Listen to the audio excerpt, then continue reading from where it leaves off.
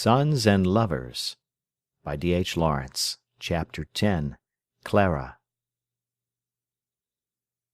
When he was 23 years old, Paul sent in a landscape to the winter exhibition at Nottingham Castle. Miss Jordan had taken a good deal of interest in him, and invited him to her house, where he met other artists. He was beginning to grow ambitious. One morning the postman came just as he was washing in the scullery. Suddenly he heard a wild noise from his mother. Rushing into the kitchen, he found her standing on the hearthrug wildly waving a letter and crying, "Hurrah!"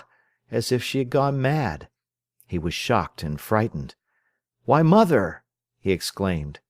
She flew to him, flung her arms around him for a moment, then waved the letter, crying, "Hurrah, my boy! I knew we should do it!" He was afraid of her, the small, severe woman with graying hair suddenly bursting out in such frenzy. The postman came running back, afraid something had happened. They saw his tipped cap over the short curtains. Mrs. Morel rushed to the door. "His picture's got first prize, Fred!" she cried, "and is sold for 20 guineas." "My word, that's something like!" said the young postman, whom they had known all his life. "And Major Moreton has bought it!" she cried. "It looks like meaning something, that does, Mrs. Morel," said the postman, his blue eyes bright. He was glad to have brought such a lucky letter. Mrs. Morel went indoors and sat down, trembling. Paul was afraid lest she might have misread the letter, and might be disappointed after all. He scrutinized it once, twice. Yes, he became convinced it was true. Then he sat down, his heart beating with joy. "Mother!" he exclaimed. "Didn't I say we should do it?" she said, pretending she was not crying. He took the kettle off the fire and mashed the tea. "You didn't think, mother—" he began tentatively. "No, my son, not so much, but I expected a good deal." "But not so much," he said. "No, but I knew we should do it." And then she recovered her composure, apparently, at least. He sat with his shirt turned back, showing his young throat almost like a girl's, and the towel in his hand, his hair sticking up wet. "20 guineas, mother! That's just what you wanted to buy Arthur out. Now you needn't borrow any. It'll just do." "Indeed, I shan't take it all," she said. "But why?" "Because I shan't." "Well, you have £12. I'll have 9. They cavilled about sharing the 20 guineas. She wanted to take only the £5 she needed. He would not hear of it. So they got over the stress of emotion by quarrelling. Morel came home at night from the pit, saying, "They tell me Paul's got first prize for his picture, and sold it to Lord Henry Bentley for £50. "Oh, what stories people do tell!" she cried. "Ha!" he answered. "I said I were sure it were a lie, but they said thou had told Fred Hodgkisson." "As if I would tell him such stuff!" "Ha!" assented the miner. But he was disappointed, nevertheless. "It's true he has got the first prize," said Mrs. Morel. The miner sat heavily in his chair. "Has he, beguy?" he exclaimed. He stared across the room fixedly. "But as for £50, such nonsense!" She was silent a while. "Major Moreton bought it for 20 guineas, that's true." "20 guineas! That never says!" exclaimed Morel. "Yes, and it was worth it." "Ay," he said, "I don't misdoubt it. But 20 guineas for a bit of a paintin' as he knocked off in an hour or two." He was silent with conceit of his son. Mrs. Morel sniffed as if it were nothing. "And when does he handle the money?" asked the collier. "That I couldn't tell you. When the picture is sent home, I suppose." There was silence. Morel stared at the sugar basin instead of eating his dinner. His black arm, with the hand all gnarled with work, lay on the table. His wife pretended not to see him rub the back of his hand across his eyes, nor the smear in the coal dust on his black face. "Yes, and that other lad 'ud ha' done as much if they hadna ha' killed him," he said quietly. The thought of William went through Mrs. Morel like a cold blade. It left her feeling she was tired and wanted rest. Paul was invited to dinner at Mr. Jordan's. Afterwards he said, "Mother, I want an evening suit." "Yes, I was afraid you would," she said. She was glad. There was a moment or two of silence. "There's that one of William's," she continued, "that I know cost £4.10 and which he had only worn 3 times." "Should you like me to wear it, mother?" he asked. "Yes, I think it would fit you, at least the coat. The trousers would want shortening." He went upstairs and put on the coat and vest. Coming down, he looked strange in a flannel collar and a flannel shirt front, with an evening coat and vest. It was rather large. "The tailor can make it right," she said, smoothing her hand over his shoulder. "It's beautiful stuff. I never could find in my heart to let your father wear the trousers, and very glad I am now." And as she smoothed her hand over the silk collar she thought of her eldest son. But this son was living enough inside the clothes. She passed her hand down his back to feel him. He was alive and hers. The other was dead. He went out to dinner several times in his evening suit that had been William's. Each time his mother's heart was firm with pride and joy. He was started now. The studs she and the children had bought for William were in his shirt front. He wore one of William's dress shirts. But he had an elegant figure. His face was rough, but warm-looking and rather pleasing. He did not look particularly a gentleman, but she thought he looked quite a man. He told her everything that took place, everything that was said. It was as if she had been there, and he was dying to introduce her to these new friends who had dinner at 7:30 in the evening. "Go along with you," she said. "What do they want to know me for?" "They do," he cried indignantly. "If they want to know me, and they say they do, then they want to know you because you are quite as clever as I am." "Go along with you, child," she laughed. But she began to spare her hands. They, too, were work-gnarled now. The skin was shiny with so much hot water, the knuckles rather swollen. But she began to be careful to keep them out of soda. She regretted what they had been, so small and exquisite. And when Annie insisted on her having more stylish blouses to suit her age, she submitted. She even went so far as to allow a black velvet bow to be placed on her hair. Then she sniffed in her sarcastic manner, and was sure she looked a sight. But she looked a lady, Paul declared, as much as Mrs. Major Moreton, and far, far nicer. The family was coming on. Only Morel remained unchanged, or rather, lapsed slowly. Paul and his mother now had long discussions about life. Religion was fading into the background. He had shovelled away the beliefs that would hamper him, had cleared the ground, and come more or less to the bedrock of belief that one should feel inside oneself for right and wrong, and should have the patience to gradually realize one's God. Now life interested him more. "You know," he said to his mother, "I don't want to belong to the well-to-do middle class. I like my common people best. I belong to the common people." "But if anyone else said so, my son, wouldn't you be in a tear? You know you consider yourself equal to any gentleman." "In myself," he answered. "Not in my class, or my education, or my manners, but in myself I am." "Very well, then. Then why talk about the common people?" "Because the difference between people isn't in their class, but in themselves. Only from the middle classes one gets ideas, and from the common people, life itself, warmth. You feel their hates and loves." "It's all very well, my boy, but then why don't you go and talk to your father's pals?" "But they're rather different." "Not at all. They're the common people. After all, whom do you mix with now, among the common people? Those that exchange ideas, like the middle classes. The rest don't interest you." "But there's the life—" "I don't believe there's a jot more life from Miriam than you could get from any educated girl. Say, Miss Moreton.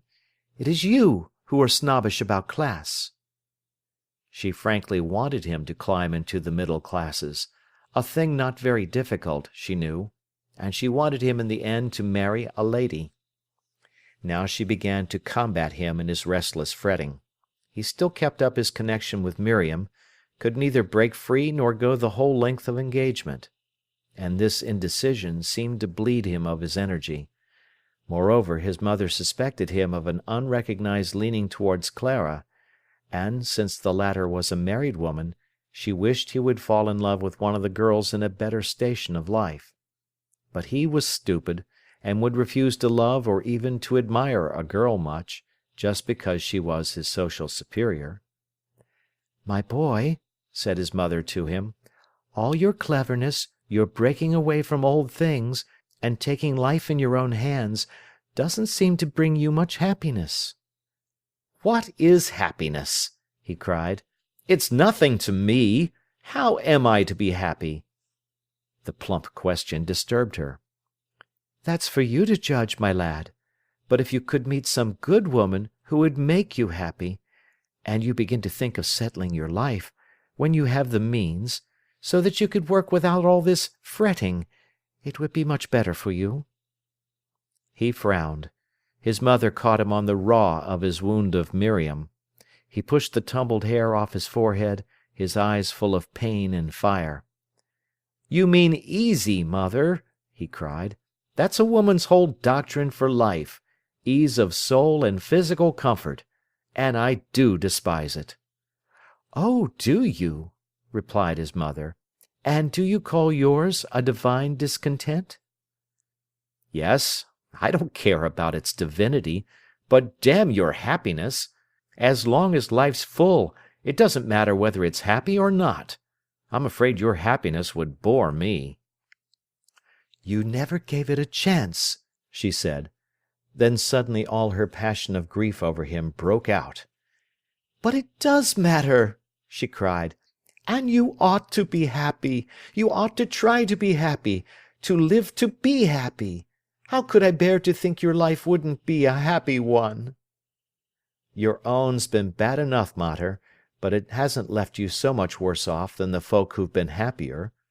I reckon you've done well. And I am the same. Aren't I well enough off?" "You're not, my son. Battle, battle, and suffer. It's about all you do, as far as I can see." "But why not, my dear? I tell you it's the best—" "It isn't. And one ought to be happy. One ought." By this time Mrs. Morel was trembling violently. Struggles of this kind often took place between her and her son, when she seemed to fight for his very life against his own will to die. He took her in his arms. She was ill and pitiful. "Never mind, little," he murmured. "As long as you don't feel life's paltry and a miserable business, the rest doesn't matter, happiness or unhappiness." She pressed him to her. "But I want you to be happy," she said pathetically. My dear, say rather you want me to live." Mrs. Morel felt as if her heart would break for him. At this rate, she knew he would not live. He had that poignant carelessness about himself, his own suffering, his own life, which is a form of slow suicide. It almost broke her heart. With all the passion of her strong nature, she hated Miriam for having in this subtle way undermined his joy. It did not matter to her that Miriam could not help it. Miriam did it, and she hated her. She wished so much he would fall in love with a girl equal to be his mate, educated and strong. But he would not look at anybody above him in station. He seemed to like Mrs. Dawes. At any rate, that feeling was wholesome. His mother prayed and prayed for him, that he might not be wasted. That was all her prayer, not for his soul or his righteousness, but that he might not be wasted. And while he slept, for hours and hours, she thought and prayed for him. He drifted away from Miriam imperceptibly, without knowing he was going. Arthur only left the army to be married. The baby was born 6 months after his wedding. Mrs. Morel got him a job under the firm again, at 21 shillings a week. She furnished for him, with the help of Beatrice's mother, a little cottage of 2 rooms. He was caught now. It did not matter how he kicked and struggled, he was fast. For a time he chafed, was irritable with his young wife, who loved him. He went almost distracted when the baby, which was delicate, cried or gave trouble. He grumbled for hours to his mother. She only said, "Well, my lad, you did it yourself. Now you must make the best of it." And then the grit came out in him. He buckled to work, undertook his responsibilities, acknowledged that he belonged to his wife and child, and did make a good best of it. He had never been very closely inbound into the family. Now he was gone altogether. The months went slowly along. Paul had more or less got into connection with the Socialist, Suffragette, Unitarian people in Nottingham, owing to his acquaintance with Clara. One day a friend of his and of Clara's, in Bestwood, asked him to take a message to Mrs. Dawes. He went in the evening across Sneinton Market to Bluebell Hill. He found the house in a mean little street paved with granite cobbles, and having causeways of dark blue grooved bricks. The front door went up a step from this rough pavement, where the feet of the passers-by rasped and clattered. The brown paint on the door was so old that the naked wood showed between the rents. He stood on the street below and knocked. There came a heavy footstep. A large, stout woman of about 60 towered above him. He looked up at her from the pavement. She had a rather severe face. She admitted him into the parlour which opened on to the street. It was a small, stuffy, defunct room of mahogany and deathly enlargements of photographs of departed people done in carbon. Mrs. Radford left him. She was stately, almost martial. In a moment Clara appeared. She flushed deeply, and he was covered with confusion. It seemed as if she did not like being discovered in her home circumstances. "I thought it couldn't be your voice," she said. But she might as well be hung for a sheep as for a lamb. She invited him out of the mausoleum of a parlour into the kitchen. That was a little darkish room too, but it was smothered in white lace. The mother had seated herself again by the cupboard, and was drawing thread from a vast web of lace. A clump of fluff and ravelled cotton was at her right hand, a heap of 3/4-inch lace lay on her left, whilst in front of her was the mountain of lace web piling the hearth-rug. Threads of curly cotton, pulled out from between the lengths of lace, strewed over the fender and the fireplace. Paul dared not go forward, for fear of treading on piles of white stuff.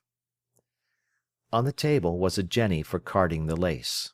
There was a pack of brown cardboard squares, a pack of cards of lace, a little box of pins, and on the sofa lay a heap of drawn lace.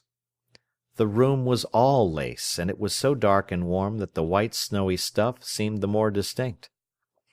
"If you're coming in, you won't have to mind the work," said Mrs. Radford. "I know we're about blocked up, but sit you down."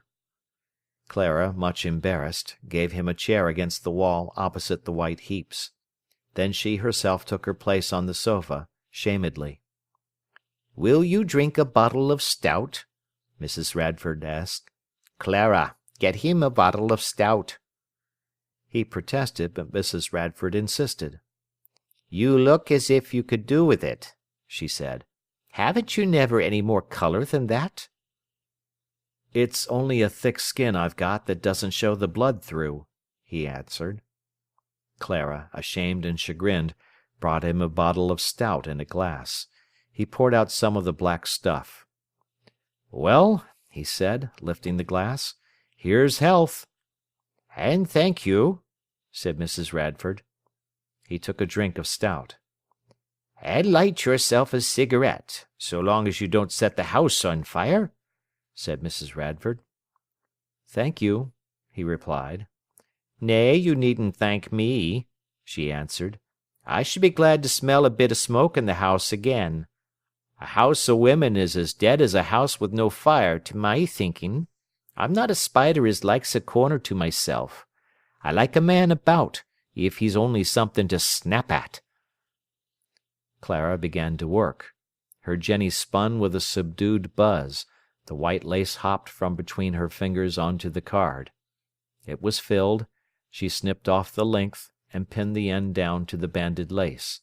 Then she put a new card in her jenny. Paul watched her. She sat square and magnificent. Her throat and arms were bare. The blood still mantled below her ears. She bent her head in shame of her humility. Her face was set on her work. Her arms were creamy and full of life beside the white lace. Her large, well-kept hands worked with a balanced movement, as if nothing would hurry them. He, not knowing, watched her all the time. He saw the arch of her neck from the shoulder, as she bent her head. He saw the coil of dun hair. He watched her moving, gleaming arms. "I've heard a bit about you from Clara," continued the mother. "You're in Jordan's, aren't you?" She drew her lace unceasing. "Yes." "Aye, well, and I can remember when Thomas Jordan used to ask me for one of my toffees." "Did he?" laughed Paul. "And did he get it?" "Sometimes he did, sometimes he didn't, which was latterly. For he's the sort that takes all and gives naught, he is, or used to be." "I think he's very decent," said Paul. "Yes, well, I'm glad to hear it." Mrs. Radford looked across at him steadily. There was something determined about her that he liked. Her face was falling loose, but her eyes were calm, and there was something strong in her that made it seem she was not old. Merely her wrinkles and loose cheeks were an anachronism. She had the strength and sang-froid of a woman in the prime of life. She continued drawing the lace with slow, dignified movements. The big web came up inevitably over her apron. The length of lace fell away at her side. Her arms were finely shapen, but glossy and yellow as old ivory. They had not the peculiar dull gleam that made Clara's so fascinating to him. "And you've been going with Miriam Livers?" the mother asked him. "Well," he answered. "Yes, she's a nice girl," she continued. "She's very nice, but she's a bit too much above this world to suit my fancy." "She is a bit like that," he agreed. "She'll never be satisfied till she's got wings and can fly over everybody's head, she won't," she said. Clara broke in, and he told her his message. She spoke humbly to him. He had surprised her in her drudgery. To have her humble made him feel as if he were lifting his head in expectation. "Do you like jennying?" he asked. "What can a woman do?" she replied bitterly. "Is it sweated?" "More or less. Isn't all women's work? That's another trick the men have played, since we force ourselves into the labour market." "Now then, you shut up about the men," said her mother. "If the women wasn't fools, the men wouldn't be bad uns, that's what I say. No man was ever that bad with me but what he got it back again. Not but what they're a lousy lot, there's no denying it." "But they're all right, really, aren't they?" he asked. "Well, they're a bit different from women," she answered. "Would you care to be back at Jordan's?" he asked Clara. "I don't think so," she replied. "Yes, she would," cried her mother. "Thank her stars if she could get back. Don't you listen to her. She's for ever on that high horse of hers, and it's back's that thin and starved it'll cut her in two one of these days." Clara suffered badly from her mother. Paul felt as if his eyes were coming very wide open. Wasn't he to take Clara's fulminations so seriously after all? She spun steadily at her work. He experienced a thrill of joy, thinking she might need his help. She seemed denied and deprived of so much, and her arm moved mechanically, that should never have been subdued to a mechanism, and her head was bowed to the lace that should never have been bowed. She seemed to be stranded there among the refuse that life has thrown away, doing her jennying. It was a bitter thing to her to be put aside by life, as if it had no use for her. No wonder she protested. She came with him to the door. He stood below in the mean street, looking up at her. So fine she was in her stature and her bearing, she reminded him of Juno dethroned. As she stood in the doorway, she winced from the street, from her surroundings. "And you will go with Mrs. Hodgkisson to Hucknall?" He was talking quite meaninglessly, only watching her. Her grey eyes at last met his. They looked dumb with humiliation, pleading with a kind of captive misery. He was shaken and at a loss. He had thought her high and mighty. When he left her, he wanted to run. He went to the station in a sort of dream, and was at home without realizing he had moved out of her street. He had an idea that Susan, the overseer of the Spiral girls, was about to be married. He asked her the next day, "I say, Susan, I heard a whisper of your getting married. What about it?" Susan flushed red. "Who's been talking to you?" she replied. "Nobody. I merely heard a whisper that you were thinking." "Well, I am, though you needn't tell anybody. What's more, I wish I wasn't." "Nay, Susan, you won't make me believe that." "Shan't I? You can believe it, though. I'd rather stop here 1,000 times." Paul was perturbed. "Why, Susan?" The girl's color was high, and her eyes flashed. "That's why." "And must you?" For answer she looked at him. There was about him a candor and gentleness which made the women trust him. He understood. "Ah, I'm sorry," he said. Tears came to her eyes. "But you'll see it'll turn out all right. You'll make the best of it," he continued rather wistfully. "There's nothing else for it." "Yea, there's making the worst of it. Try and make it all right." He soon made occasion to call again on Clara. "Would you," he said, "care to come back to Jordan's?" She put down her work, laid her beautiful arms on the table, and looked at him for some moments without answering. Gradually the flush mounted her cheek. "Why?" she asked. Paul felt rather awkward. "Well, because Susan is thinking of leaving," he said. Clara went on with her jennying. The white lace leaped in little jumps and bounds on to the card. He waited for her. Without raising her head, she said at last, in a peculiar low voice, "Have you said anything about it?" "Except to you, not a word." There was again a long silence.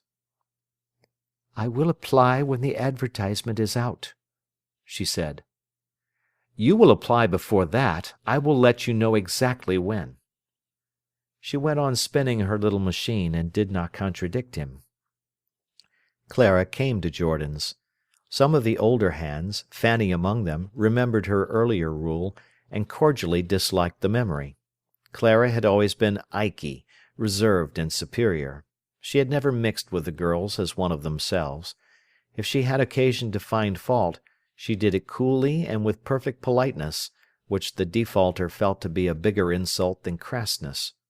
Towards Fanny, the poor overstrung hunchback, Clara was unfailingly compassionate and gentle, as a result of which Fanny shed more bitter tears than ever the rough tongues of the other overseers had caused her. There was something in Clara that Paul disliked, and much that piqued him. If she were about, he always watched her strong throat or her neck, upon which the blonde hair grew low and fluffy. There was a fine down, almost invisible, upon the skin of her face and arms, and when once he had perceived it, he saw it always. When he was at his work, painting in the afternoon, she would come and stand near to him, perfectly motionless. Then he felt her, though she neither spoke nor touched him. Although she stood a yard away, he felt as if he were in contact with her. Then he could paint no more. He flung down the brushes and turned to talk to her. Sometimes she praised his work, sometimes she was critical and cold. "You are affected in that piece," she would say, and as there was an element of truth in her condemnation, his blood boiled with anger. Again, "What of this?" he would ask enthusiastically. She made a small doubtful sound. "It doesn't interest me much." "Because you don't understand it," he retorted. "Then why ask me about it?" "Because I thought you would understand." She would shrug her shoulders in scorn of his work. She maddened him. He was furious. Then he abused her, and went into passionate exposition of his stuff. This amused and stimulated her, but she never owned that she had been wrong.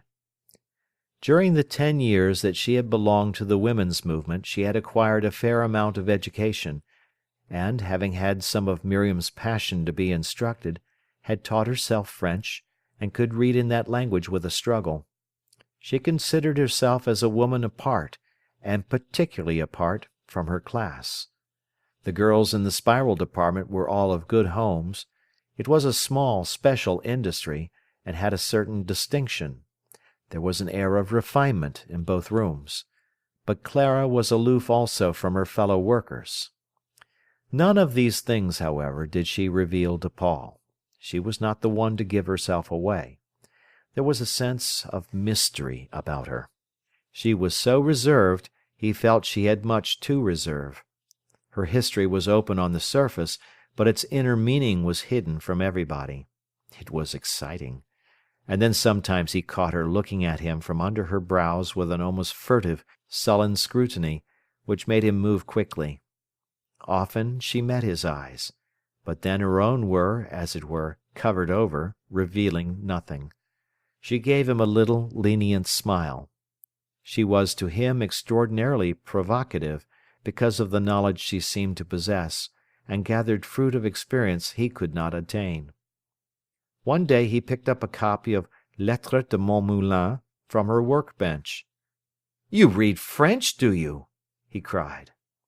Clara glanced round negligently. She was making an elastic stocking of heliotrope silk, turning the spiral machine with slow, balanced regularity, occasionally bending down to see her work or to adjust the needles.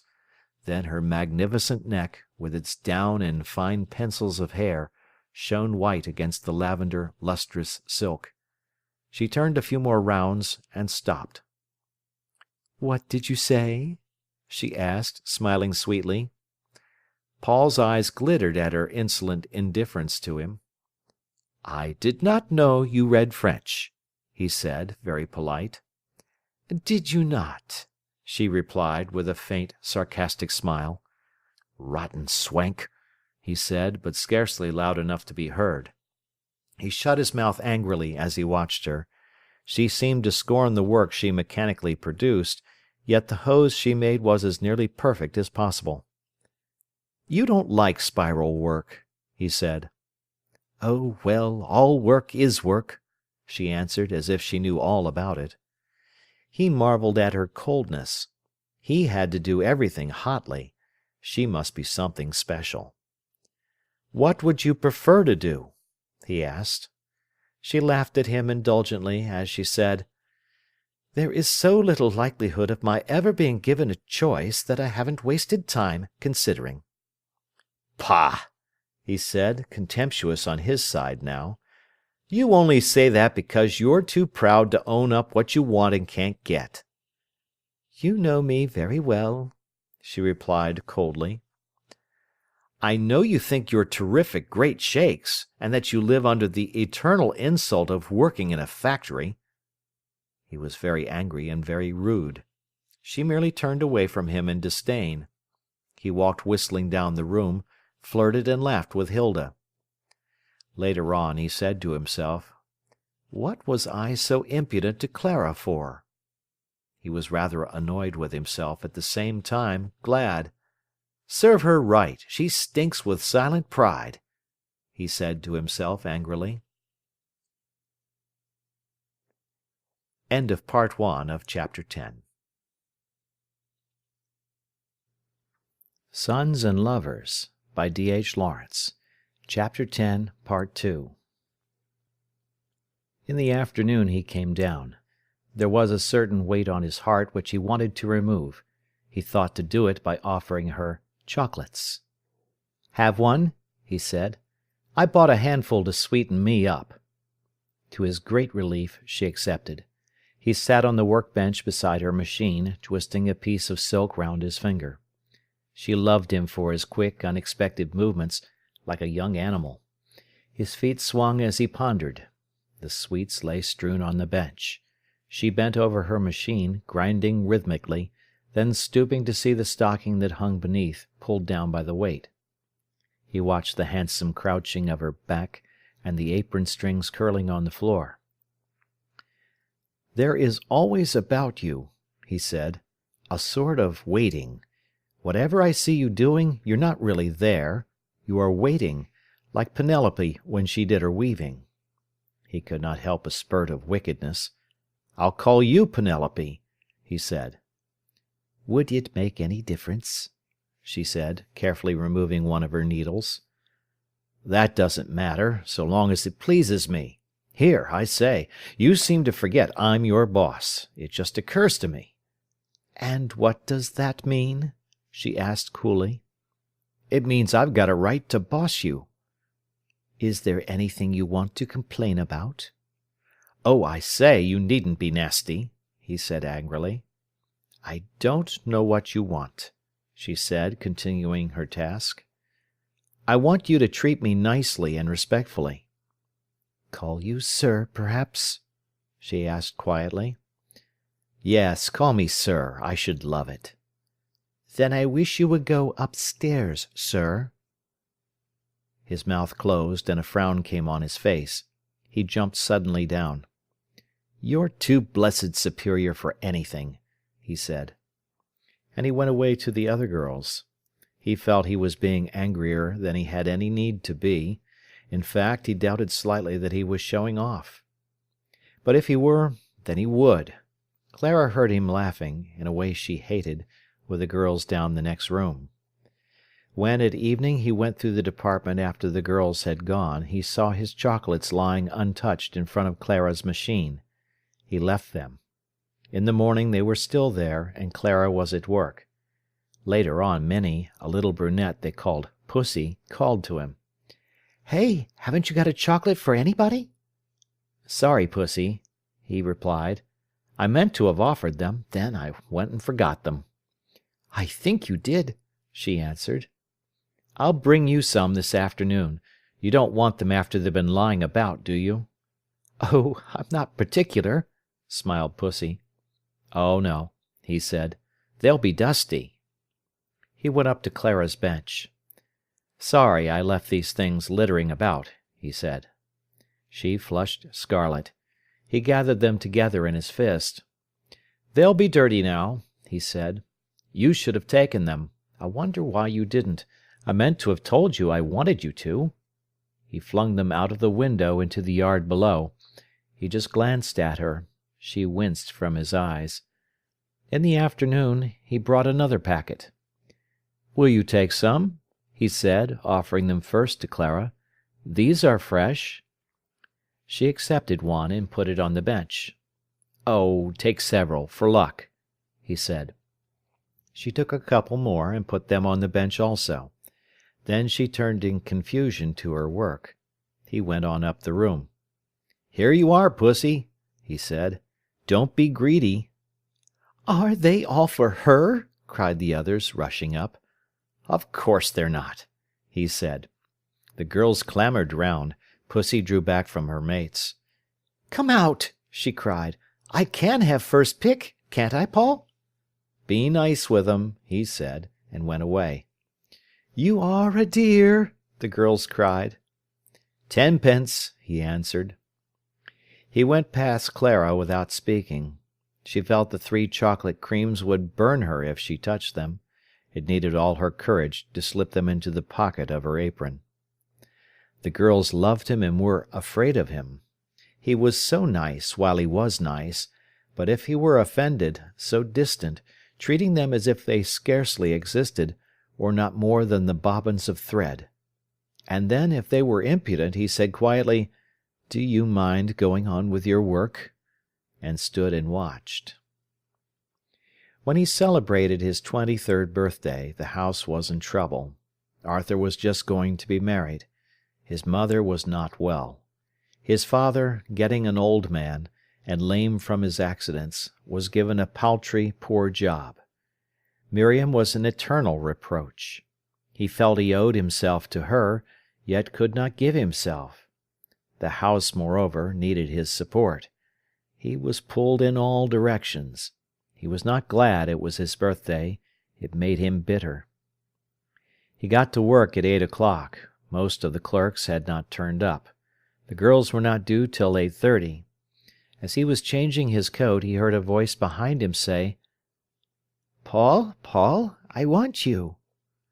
It was Fanny, the hunchback, standing at the top of her stairs, her face radiant with a secret. Paul looked at her in astonishment. "I want you," she said. He stood at a loss. "Come on," she coaxed. "Come before you even begin on the letters." He went down the half-dozen steps into her dry, narrow, finishing-off room. Fanny walked before him. Her black bodice was short, the waist was under her armpits, and her green-black cashmere skirt seemed very long as she strode with big strides before the young man, himself so graceful. She went to her seat at the narrow end of the room, where the window opened on to chimney-pots. Paul watched her thin hands and her flat red wrists as she excitedly twitched her white apron, which was spread on the bench in front of her. She hesitated. "You don't think we'd forgotten you?" she asked, reproachful. "Why?" he asked. He had forgotten his birthday himself. "Why?" he says. "Why? Why, look here!" She pointed to the calendar, and he saw, surrounding the big black number 21, hundreds of little crosses in black lead. "Oh, kisses for my birthday," he laughed. "How did you know?" "Yes, you want to know, don't you?" Fanny mocked, hugely delighted. "There's one from everybody, except Lady Clara, and 2 from some, but I shan't tell you how many I put." "Oh, I know, you're spoony," he said. "There you are mistaken," she cried, indignant. "I could never be so soft." Her voice was strong and contralto. "You always pretend to be such a hard-hearted hussy," he laughed. "And you know you're as sentimental—" "I'd rather be called sentimental than frozen meat," Fanny blurted. Paul knew she referred to Clara, and he smiled. "Do you say such nasty things about me?" he laughed.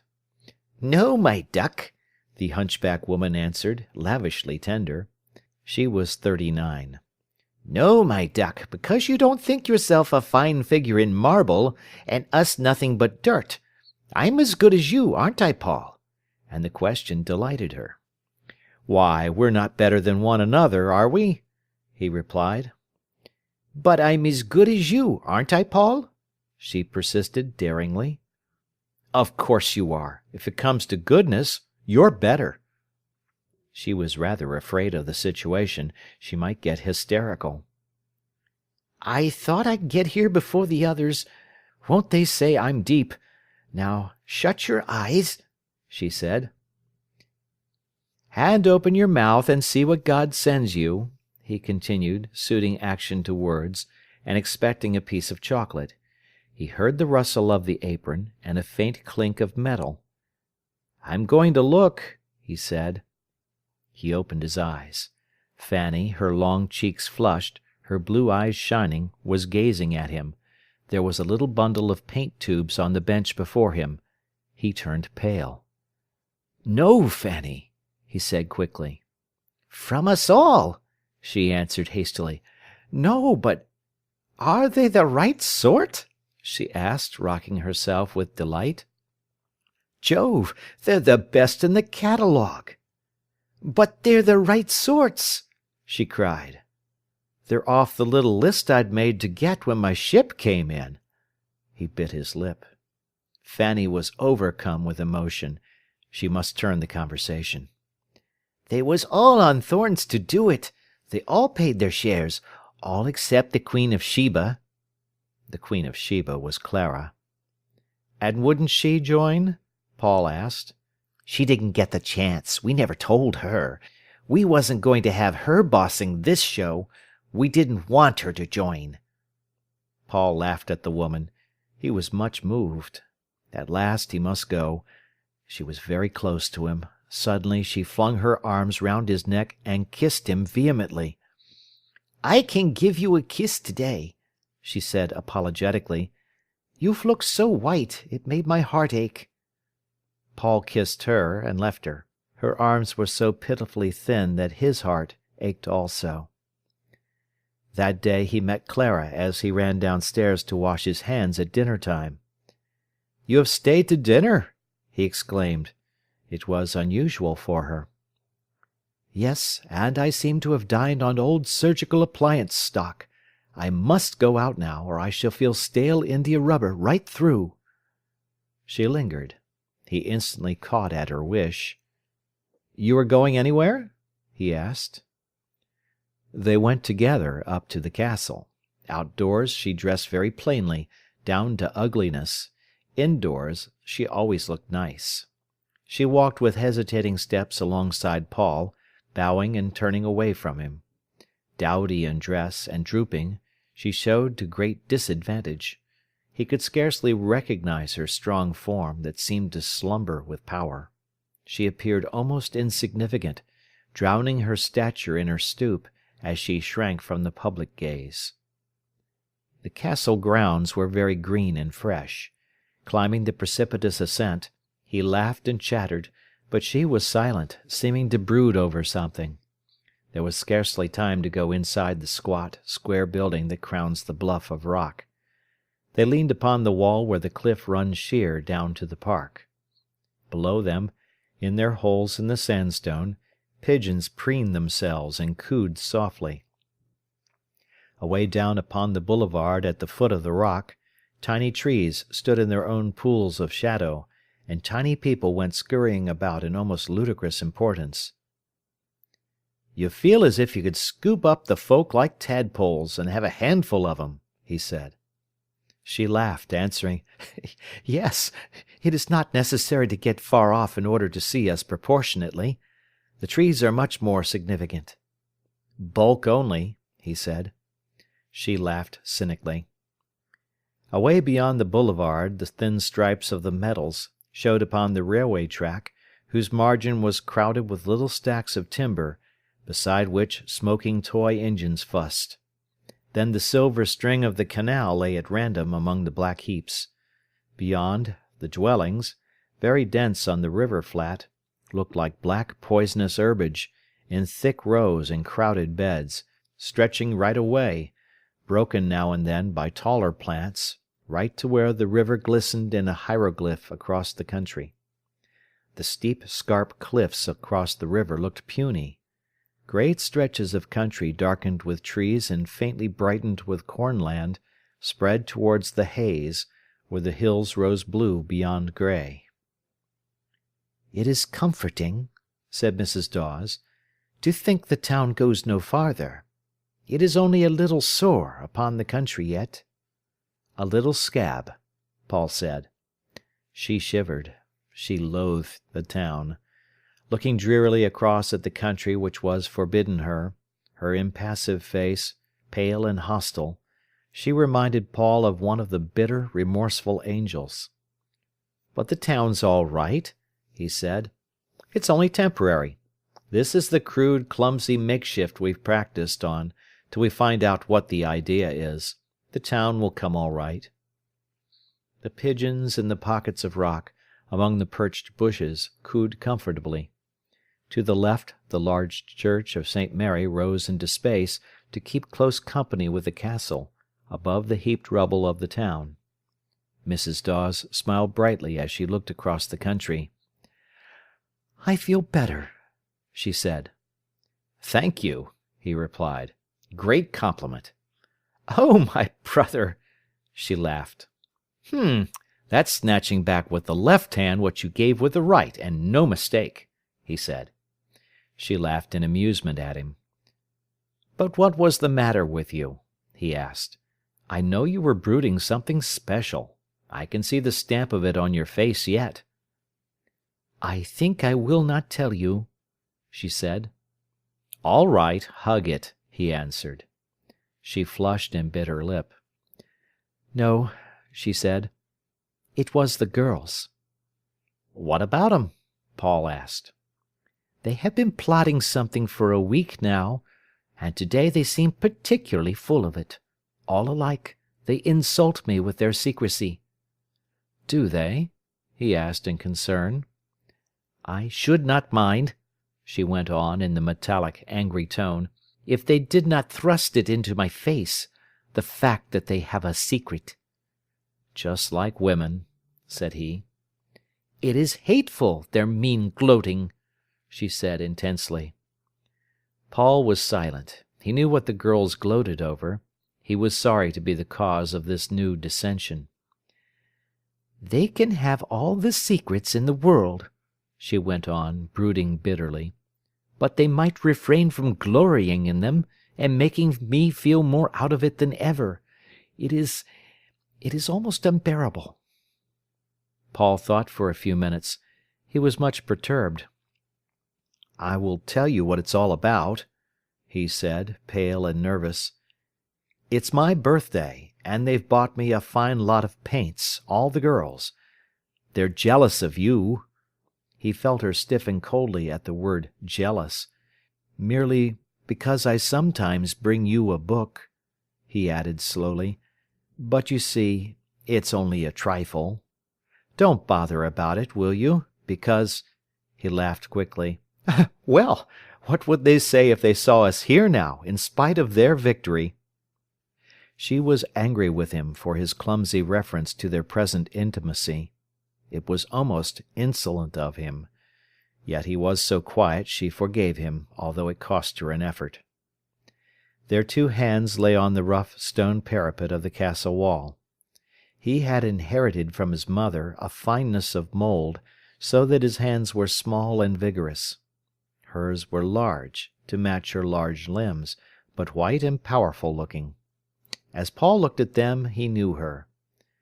"She is wanting somebody to take her hands, for all she is so contemptuous of us," he said to himself. And she saw nothing but his two hands, so warm and alive, which seemed to live for her. She was brooding now, staring out over the country from under sullen brows. The little, interesting diversity of shapes had vanished from the scene. All that remained was a vast, dark matrix of sorrow and tragedy, the same in all the houses and the river flats, and the people and the birds. They were only shapen differently. And now that the forms seemed to have melted away, there remained the mass from which all the landscape was composed, a dark mass of struggle and pain. The factory, the girls, his mother, the large uplifted church, the thicket of the town, merged into one atmosphere, dark, brooding, and sorrowful, every bit. "Is that 2 o'clock striking?" Mrs. Dawes said in surprise. Paul started, and everything sprang into form, regained its individuality, its forgetfulness, and its cheerfulness. They hurried back to work. When he was in the rush of preparing for the night's post, examining the work up from Fanny's room, which smelt of ironing, the evening postman came in. "Mr. Paul Morel," he said, smiling, handing Paul a package. "A lady's handwriting. Don't let the girls see it." The postman, himself a favourite, was pleased to make fun of the girls' affection for Paul. It was a volume of verse with a brief note. "You will allow me to send you this, and so spare me my isolation. I also sympathize and wish you well. C.D." Paul flushed hot. Good Lord, Mrs. Dawes! She can't afford it. Good Lord, who'd ever have thought it? He was suddenly intensely moved. He was filled with the warmth of her. In the glow he could almost feel her as if she were present, her arms, her shoulders, her bosom, see them, feel them, almost contain them. This move on the part of Clara brought them into closer intimacy. The other girls noticed that when Paul met Mrs. Dawes, his eyes lifted and gave that peculiar bright greeting which they could interpret. Knowing he was unaware, Clara made no sign, save that occasionally she turned aside her face from him when he came upon her. They walked out together very often at dinner-time. It was quite open, quite frank. Everybody seemed to feel that he was quite unaware of the state of his own feeling, and that nothing was wrong. He talked to her now with some of the old fervour with which he had talked to Miriam, but he cared less about the talk. He did not bother about his conclusions. One day in October they went out to Lambley for tea. Suddenly they came to a halt on top of the hill. He climbed and sat on a gate, she sat on the stile. The afternoon was perfectly still, with a dim haze and yellow sheaves glowing through. They were quiet. "How old were you when you married?" he asked quietly. 22. Her voice was subdued, almost submissive. She would tell him now. "It is 8 years ago?" "Yes." "And when did you leave him?" 3 years ago. 5 years. Did you love him when you married him?" She was silent for some time. Then she said slowly, "I thought I did, more or less. I didn't think much about it. And he wanted me. I was very prudish then." "And you sort of walked into it without thinking?" "Yes. I seem to have been asleep nearly all my life." "Somnambule! But when did you wake up?" "I don't know that I ever did, or ever have, since I was a child." "You went to sleep as you grew to be a woman? How queer! And he didn't wake you?" "No, he never got there," she replied in a monotone. The brown birds dashed over the hedges where the rose hips stood naked and scarlet. "Got where?" he asked. "At me. He never really mattered to me." The afternoon was so gently warm and dim. Red roofs of the cottages burned among the blue haze. He loved the day. He could feel, but he could not understand, what Clara was saying. "But why did you leave him? Was he horrid to you?" She shuddered lightly. He sort of degraded me. He wanted to bully me because he hadn't got me. And then I felt as if I wanted to run, as if I was fastened and bound up. And he seemed dirty." "I see." He did not at all see. "And was he always dirty?" he asked. "A bit," she replied slowly. "And then he seemed as if he couldn't get at me, really. And then he got brutal. He was brutal." "And why did you leave him finally?" Because he was unfaithful to me." They were both silent for some time. Her hand lay on the gate-post as she balanced. He put his own over it. His heart beat quickly. "But did you ever give him a chance?" "Chance? How?" "To come near to you." "I married him, and I was willing." They both strove to keep their voices steady. "I believe he loves you," he said. "It looks like it," she replied. He wanted to take his hand away, and could not. She saved him by removing her own. After a silence he began again. "Did you leave him out of count all along?" "He left me," she said. "And I suppose he couldn't make himself mean everything to you?" "He tried to bully me into it." But the conversation had got them both out of their depth. Suddenly Paul jumped down. "Come on," he said. "Let's go and get some tea." They found a cottage, where they sat in the cold parlour. She poured out his tea. She was very quiet. He felt she had withdrawn again from him. After tea, she stared broodingly into her teacup, twisting her wedding ring all the time. In her abstraction she took the ring off her finger, stood it up, and spun it upon the table. The gold became a diaphanous glittering globe. It fell, and the ring was quivering upon the table. She spun it again and again. Paul watched, fascinated. But she was a married woman, and he believed in simple friendship. And he considered that he was perfectly honourable with regard to her. It was only a friendship between man and woman, such as any civilized persons might have. He was like so many young men of his own age. Sex had become so complicated in him that he would have denied that he ever could want Clara or Miriam or any woman whom he knew. Sex desire was a sort of detached thing that did not belong to a woman. He loved Miriam with his soul. He grew warm at the thought of Clara. He battled with her. He knew the curves of her breast and shoulders as if they had been moulded inside him, and yet he did not positively desire her. He would have denied it forever. He believed himself really bound to Miriam. If ever he should marry, sometime in the far future, it would be his duty to marry Miriam. That he gave Clara to understand, and she said nothing, but left him to his courses. He came to her, Mrs. Dawes, whenever he could. Then he wrote frequently to Miriam, and visited the girl occasionally. So he went on through the winter, but he seemed not so fretted. His mother was easier about him. She thought he was getting away from Miriam. Miriam knew now how strong was the attraction of Clara for him, but still she was certain that the best in him would triumph. His feeling for Mrs. Dawes, who moreover was a married woman, was shallow and temporal compared with his love for herself. He would come back to her, she was sure, with some of his young freshness gone, perhaps, but cured of his desire for the lesser things which other women than herself could give him. She could bear all if he were inwardly true to her and must come back. He saw none of the anomaly of his position.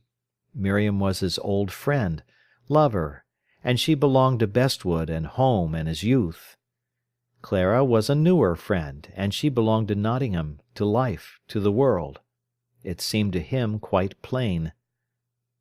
Mrs. Dawes and he had many periods of coolness, when they saw little of each other, but they always came together again.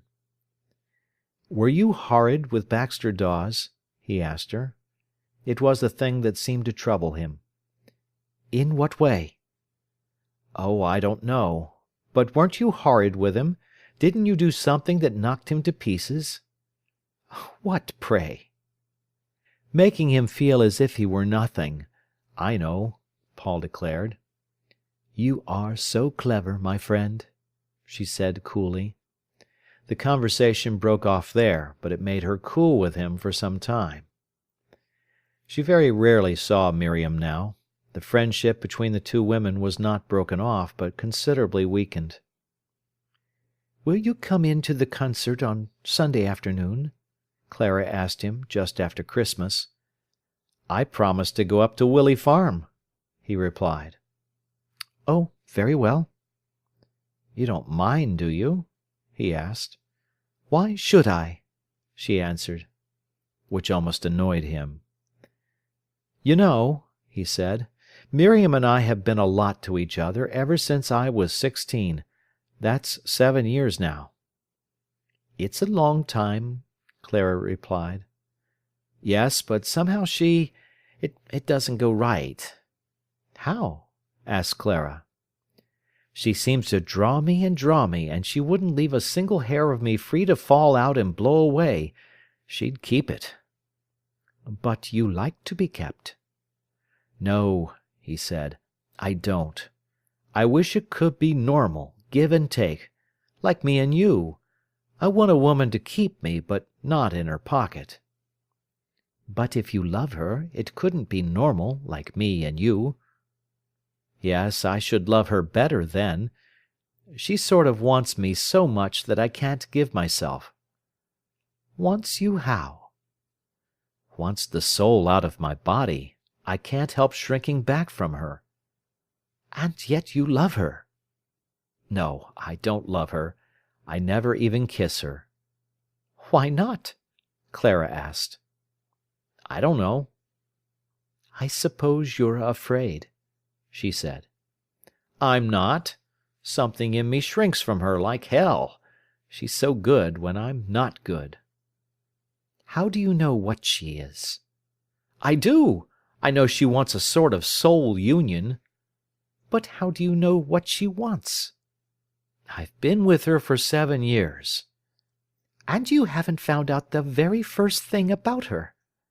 "What's that?" "That she doesn't want any of your soul communion. That's your own imagination. She wants you." He pondered over this. Perhaps he was wrong. "But she seems—" he began. "You've never tried," she answered. End of chapter. Sons and Lovers by D.H. Lawrence. Chapter 11. The Test on Miriam. With the spring came again the old madness in battle. Now he knew he would have to go to Miriam. But what was his reluctance? He told himself it was only a sort of overstrong virginity in her and him, which neither could break through. He might have married her, but his circumstances at home made it difficult, and moreover he did not want to marry. Marriage was for life, and because they had become close companions, he and she, he did not see that it should inevitably follow they should be man and wife. He did not feel that he wanted marriage with Miriam. He wished he did. He would have given his head to have felt a joyous desire to marry her and to have her. Then why couldn't he bring it off? There was some obstacle. And what was the obstacle? It lay in the physical bondage. He shrank from the physical contact. But why? With her, he felt bound up inside himself. He could not go out to her. Something struggled in him, but he could not get to her. Why? She loved him. Clara said she even wanted him. Then why couldn't he go to her, make love to her, kiss her? Why, when she put her arm in his, timidly, as they walked, did he feel he would burst forth in brutality and recoil? He owed himself to her. He wanted to belong to her. Perhaps the recoil and the shrinking from her was love in its first fierce modesty. He had no aversion for her. No, it was the opposite. It was a strong desire battling with a still stronger shyness and virginity. It seemed as if virginity were a positive force, which fought and won in both of them. And with her he felt it so hard to overcome, yet he was nearest to her, and with her alone could he deliberately break through. And he owed himself to her. Then, if they could get things right, they could marry. But he would not marry unless he could feel strong in the joy of it. Never. He could never have faced his mother. It seemed to him that to sacrifice himself in a marriage he did not want would be degrading, and would undo all his life, make it a nullity. He would try to do what he could do. And he had a great tenderness for Miriam. Always she was sad, dreaming her religion, and he was nearly a religion to her. He could not bear to fail her. It would come all right if they tried. He looked round.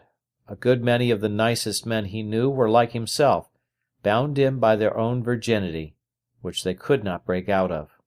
They were so sensitive to their women that they would go without them forever rather than do them a hurt, an injustice. Being the sons of mothers whose husbands had blundered rather brutally through their feminine sanctities, they were themselves too diffident and shy. They could easier deny themselves than incur any reproach from a woman, for a woman was like their mother, and they were full of the sense of their mother. They preferred themselves to suffer the misery of celibacy rather than risk the other person. He went back to her.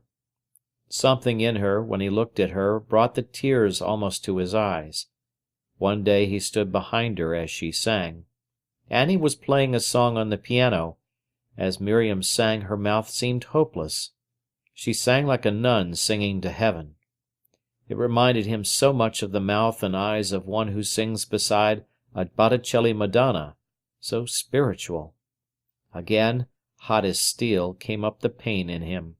Why must he ask her for the other thing? Why was there his blood battling with her? If only he could have been always gentle, tender with her, breathing with her the atmosphere of reverie and religious dreams, he would give his right hand. It was not fair to hurt her. There seemed an eternal maidenhood about her, and when he thought of her mother, he saw the great brown eyes of a maiden who was nearly scared and shocked out of her virgin maidenhood, but not quite, in spite of her 7 children.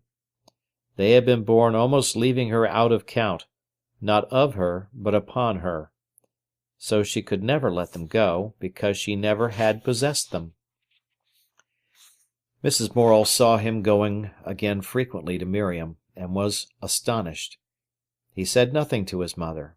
He did not explain nor excuse himself. If he came home late and she reproached him, he frowned and turned on her in an overbearing way. "I shall come home when I like," he said. "I am old enough."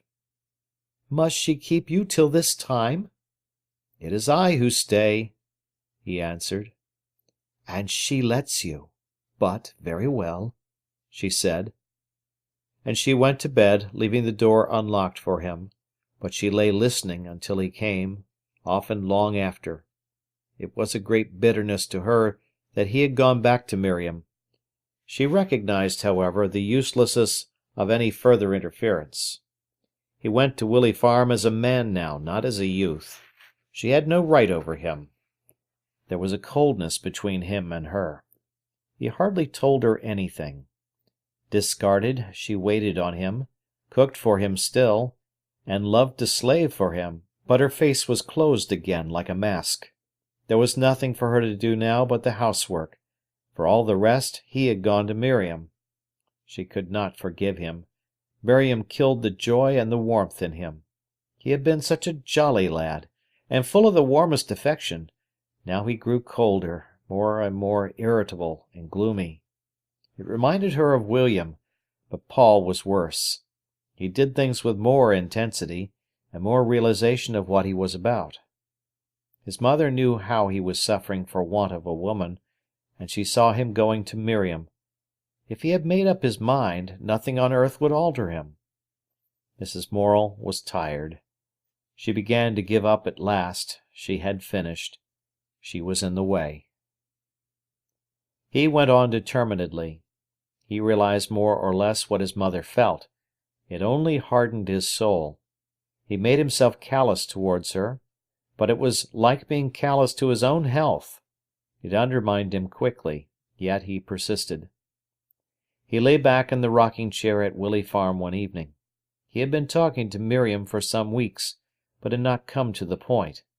Now he said suddenly, "I am 24 almost." She had been brooding. She looked up at him suddenly in surprise. "Yes, what makes you say it?" There was something in the charged atmosphere that she dreaded. "Sir Thomas More says one can marry at 24. She laughed quaintly, saying, "Does it need Sir Thomas More's sanction?" "No, but one ought to marry about then." "Ay," she answered broodingly, and she waited. "I can't marry you," he continued slowly. "Not now, because we've no money, and they depend on me at home." She sat half guessing what was coming. "But I want to marry now." "You want to marry?" she repeated. "A woman. You know what I mean." She was silent. "Now, at last, I must," he said. "I?" she answered. "And you love me?" She laughed bitterly. "Why are you ashamed of it?" he answered. You wouldn't be ashamed before your God. Why are you before people?" "Nay," she answered deeply, "I am not ashamed." "You are," he replied bitterly, "and it's my fault. But you know I can't help being as I am, don't you?" "I know you can't help it," she replied. "I love you an awful lot. Then there is something short." "Where?" she answered, looking at him. "Oh, in me. It is I who ought to be ashamed, like a spiritual cripple. And I am ashamed. It is misery. Why is it?" "I don't know," replied Miriam. "And I don't know," he repeated. "Don't you think we have been too fierce in our what they call purity? Don't you think that to be so much afraid and averse is a sort of dirtiness?" She looked at him with startled, dark eyes. "You recoiled away from anything of the sort, and I took the notion from you, and recoiled also, perhaps worse." There was silence in the room for some time. "Yes," she said, "it is so." "There is between us," he said, "all these years of intimacy. I feel naked enough before you. Do you understand?" "I think so," she answered. "And you love me?" She laughed. "Don't be bitter," he pleaded. She looked at him and was sorry for him. His eyes were dark with torture. She was sorry for him. It was worse for him to have this deflated love than for herself, who could never be properly mated. He was restless, for ever urging forward and trying to find a way out. He might do as he liked, and have what he liked of her. "Nay," she said softly, "I am not bitter." She felt she could bear anything for him. She would suffer for him. She put her hand on his knee as he leaned forward in his chair. He took it and kissed it, but it hurt to do so. He felt he was putting himself aside. He sat there sacrificed to her purity, which felt more like nullity. How could he kiss her hand passionately, when it would drive her away and leave nothing but pain? Yet slowly he drew her to him and kissed her. They knew each other too well to pretend anything. As she kissed him, she watched his eyes. They were staring across the room with a peculiar dark blaze in them that fascinated her. He was perfectly still. She could feel his heart throbbing heavily in his breast.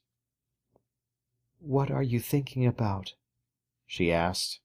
The blaze in his eyes shuddered, became uncertain.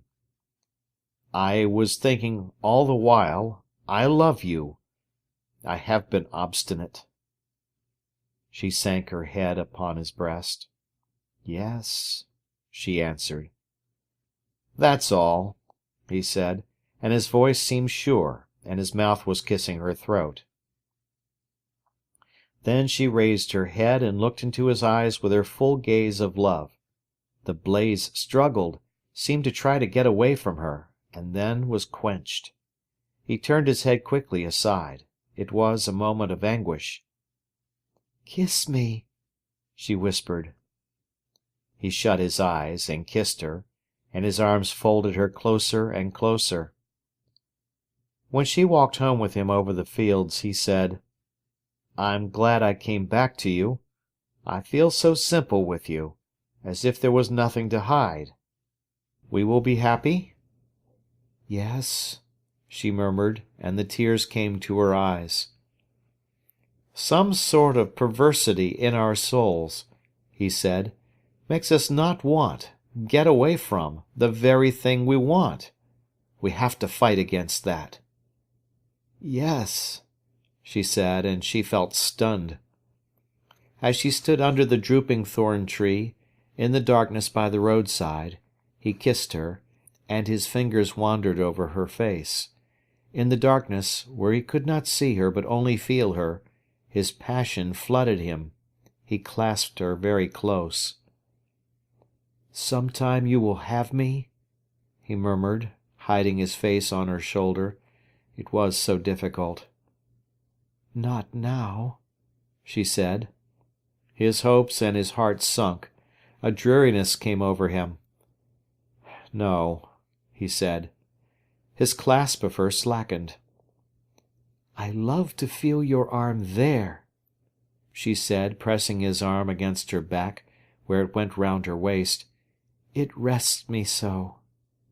He tightened the pressure of his arm upon the small of her back to rest her. "We belong to each other," he said. "Yes." "Then why shouldn't we belong to each other altogether?" "But—" she faltered. "I know it's a lot to ask," he said, "but there's not much risk for you, really, not in the Gretchen way. You can trust me there?" "Oh, I can trust you." The answer came quick and strong. "It's not that. It's not that at all, but—" "What?" She hid her face in his neck with a little cry of misery. "I don't know," she cried. She seemed slightly hysterical, but with a sort of horror. His heart died in him. "You don't think it ugly?" he asked. "No, not now. You have taught me it isn't." "You are afraid?" She calmed herself hastily. "Yes, I am only afraid," she said. He kissed her tenderly. "Never mind," he said. "You should please yourself." Suddenly she gripped his arms round her and clenched her body stiff. "You shall have me," she said through her shut teeth. His heart beat up again like fire. He folded her close, and his mouth was on her throat. She could not bear it. She drew away. He disengaged her. "Won't you be late?" she asked gently. He sighed, scarcely hearing what she said. She waited, wishing he would go. At last he kissed her quickly and climbed the fence. Looking round, he saw the pale blotch of her face down in the darkness under the hanging tree. There was no more of her but this pale blotch. "Good-bye," she called softly. She had no body, only a voice and a dim face. He turned away and ran down the road, his fists clenched, and when he came to the wall over the lake, he leaned there, almost stunned, looking up the black water. Miriam plunged home over the meadows. She was not afraid of people, what they might say, but she dreaded the issue with him. Yes, she would let him have her if he insisted. And then, when she thought of it afterwards, her heart went down. He would be disappointed. He would find no satisfaction, and then he would go away. Yet he was so insistent, and over this, which did not seem so all-important to her, was their love to break down? After all, he was only like other men, seeking his satisfaction. Oh, but there was something more in him, something deeper. She could trust to it, in spite of all desires. He said that possession was a great moment in life. All strong emotions concentrated there. Perhaps it was so. There was something divine in it. Then she would submit, religiously, to the sacrifice. He should have her. And at the thought her whole body clenched itself involuntarily, hard, as if against something. But life forced her through this gate of suffering, too, and she would submit. At any rate, it would give him what he wanted, which was her deepest wish. She brooded and brooded and brooded herself towards accepting him. He courted her now, like a lover. Often, when he grew hot, she put his face from her, held it between her hands, and looked in his eyes. He could not meet her gaze. Her dark eyes, full of love, earnest and searching, made him turn away. Not for an instant would she let him forget. Back again he had to torture himself into a sense of his responsibility and hers. Never any relaxing, never any leaving himself to the great hunger and impersonality of passion. He must be brought back to a deliberate, reflective creature. As if from a swoon of passion, she called him back to the littleness, the personal relationship. He could not bear it. "Leave me alone! Leave me alone!" He wanted to cry, but she wanted him to look at her with eyes full of love. His eyes, full of the dark, impersonal fire of desire, did not belong to her. There was a great crop of cherries at the farm. The trees at the back of the house, very large and tall, hung thick with scarlet and crimson drops under the dark leaves. Paul and Edgar were gathering the fruit one evening. It had been a hot day, and now the clouds were rolling in the sky, dark and warm. Paul climbed high in the tree, above the scarlet roofs of the buildings. The wind, moaning steadily, made the whole tree rock with a subtle, thrilling motion that stirred the blood. The young man, perched insecurely in the slender branches, rocked till he felt slightly drunk, reached down the boughs, where the scarlet beady cherries hung thick underneath, and tore off handful after handful of the sleek, cool-fleshed fruit. Cherries touched his ears and his neck as he stretched forward, their chill finger-tips sending a flash down his blood. All shades of red, from a golden vermilion to a rich crimson, glowed and met his eyes under a darkness of leaves. The sun, going down, suddenly caught the broken clouds. Immense piles of gold flared out in the southeast, heaped in soft, glowing yellow right up the sky. The world, till now dusk and grey, reflected the gold glow, astonished. Everywhere the trees and the grass and the far-off water seemed roused from the twilight and shining. Miriam came out wondering. "Oh," Paul heard her mellow voice call, "isn't it wonderful?" He looked down. There was a faint gold glimmer on her face that looked very soft, turned up to him. "How high you are!" she said. Beside her, on the rhubarb leaves, were 4 dead birds, thieves that had been shot. Paul saw some cherry stones hanging quite bleached, like skeletons picked clear of flesh.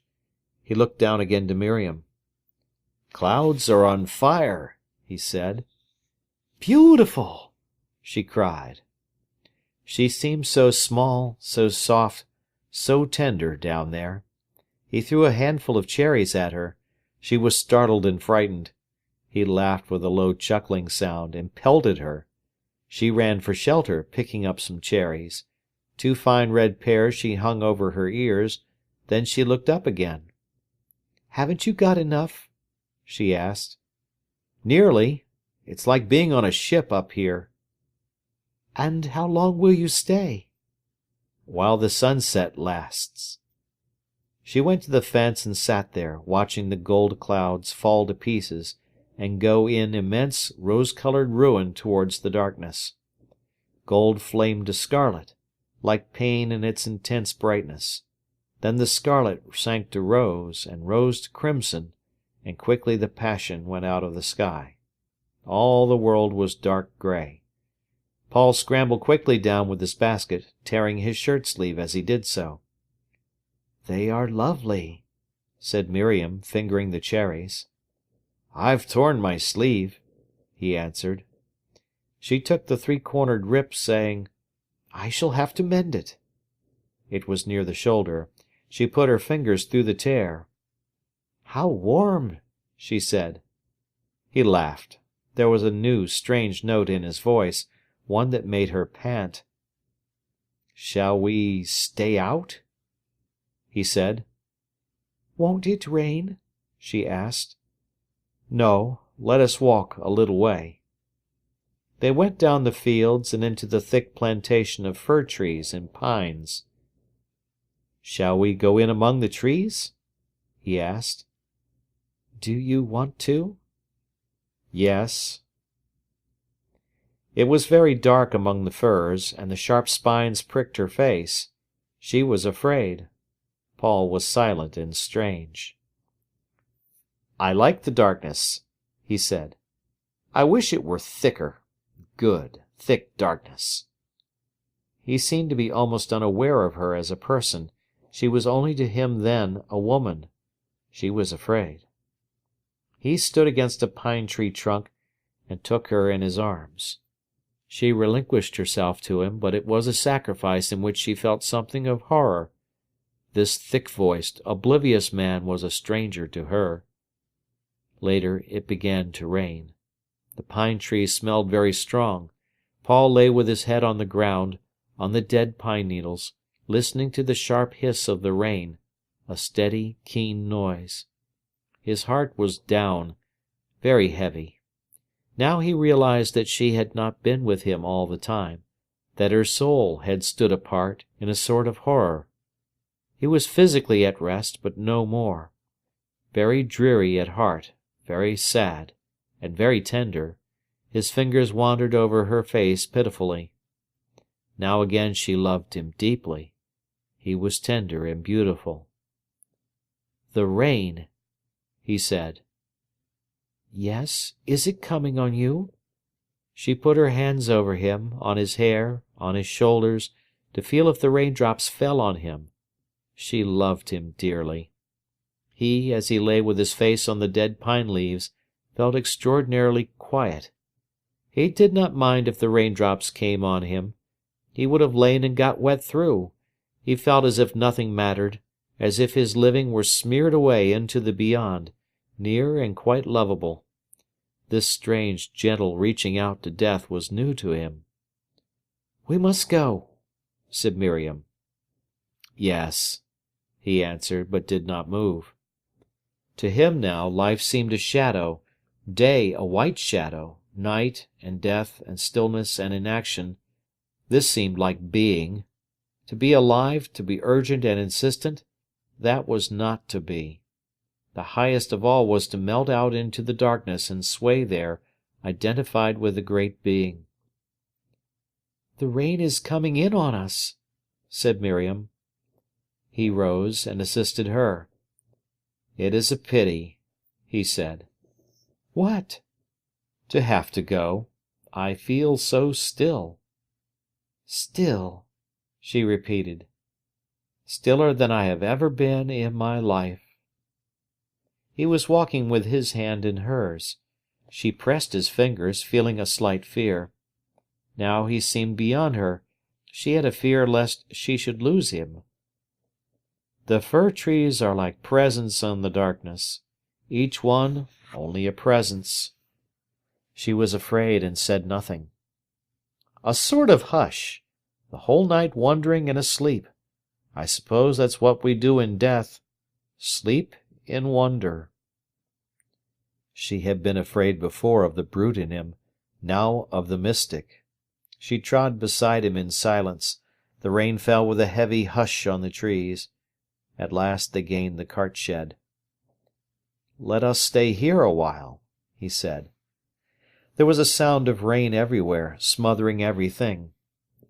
"I feel so strange and still," he said, "along with everything." "I?" she answered patiently. He seemed again unaware of her, though he held her hand close.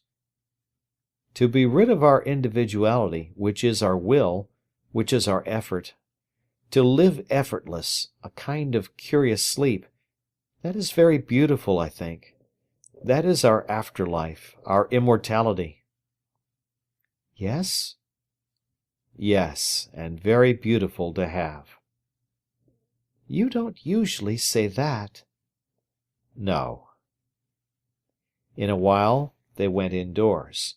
Everybody looked at them curiously. He kept the quiet, heavy look in his eyes, the stillness in his voice. Instinctively they all left him alone. About this time Miriam's grandmother, who lived in a tiny cottage in Woodlinton, fell ill, and the girl was sent to keep house. It was a beautiful little place. The cottage had a big garden in front, with red brick walls, against which the plum trees were nailed. At the back another garden was separated from the fields by a tall old hedge. It was very pretty. Miriam had not much to do, so she found time for her beloved reading and for writing little introspective pieces which interested her. At the holiday time her grandmother, being better, was driven to Derby to stay with her daughter for a day or two. She was a crotchety old lady, and might return the second day, or the third, so Miriam stayed alone in the cottage, which also pleased her. Paul used often to cycle over, and they had, as a rule, peaceful and happy times. He did not embarrass her much, but then on the Monday of the holiday he was to spend a whole day with her. It was perfect weather. He left his mother, telling her where he was going. She would be alone all the day. It cast a shadow over him, but he had 3 days that were all his own, when he was going to do as he liked. It was sweet to rush through the morning lanes on his bicycle. He got to the cottage at about 11 o'clock. Miriam was busy preparing dinner. She looked so perfectly in keeping with the little kitchen, ruddy and busy. He kissed her and sat down to watch. The room was small and cosy. The sofa was covered all over with a sort of linen in squares of red and pale blue, old, much washed, but pretty. There was a stuffed owl in a case over a corner cupboard. The sunlight came through the leaves of the scented geraniums in the window. She was cooking a chicken in his honour. It was their cottage for the day, and they were man and wife. He beat the eggs for her and peeled the potatoes. He thought she gave a feeling of home almost like his mother, and no one could look more beautiful, with her tumbled curls, when she was flushed from the fire. The dinner was a great success. Like a young husband, he carved. They talked all the time with unflagging zest. Then he wiped the dishes she had washed, and they went out down the fields. There was a bright little brook that ran into a bog at the foot of a very steep bank. Here they wandered, picking still a few marsh marigolds and many big blue forget-me-nots. Then she sat on the bank with her hands full of flowers, mostly golden water blobs. As she put her face down into the marigolds, it was all overcast with a yellow shine. "Your face is bright," he said, "like a transfiguration." She looked at him, questioning. He laughed pleadingly to her, laying his hands on hers. Then he kissed her fingers, then her face. The world was all steeped in sunshine, and quite still, yet not asleep, but quivering with a kind of expectancy. "I have never seen anything more beautiful than this," he said. He held her hand fast all the time. "And the water singing to itself as it runs. Do you love it?" She looked at him, full of love. His eyes were very dark, very bright. "Don't you think it's a great day?" he asked. She murmured her assent. She was happy, and he saw it. "And our day, just between us," he said. They lingered a little while. Then they stood up upon the sweet thyme, and he looked down at her simply. "Will you come?" he asked. They went back to the house, hand in hand, in silence. The chickens came scampering down the path to her. He locked the door, and they had the little house to themselves.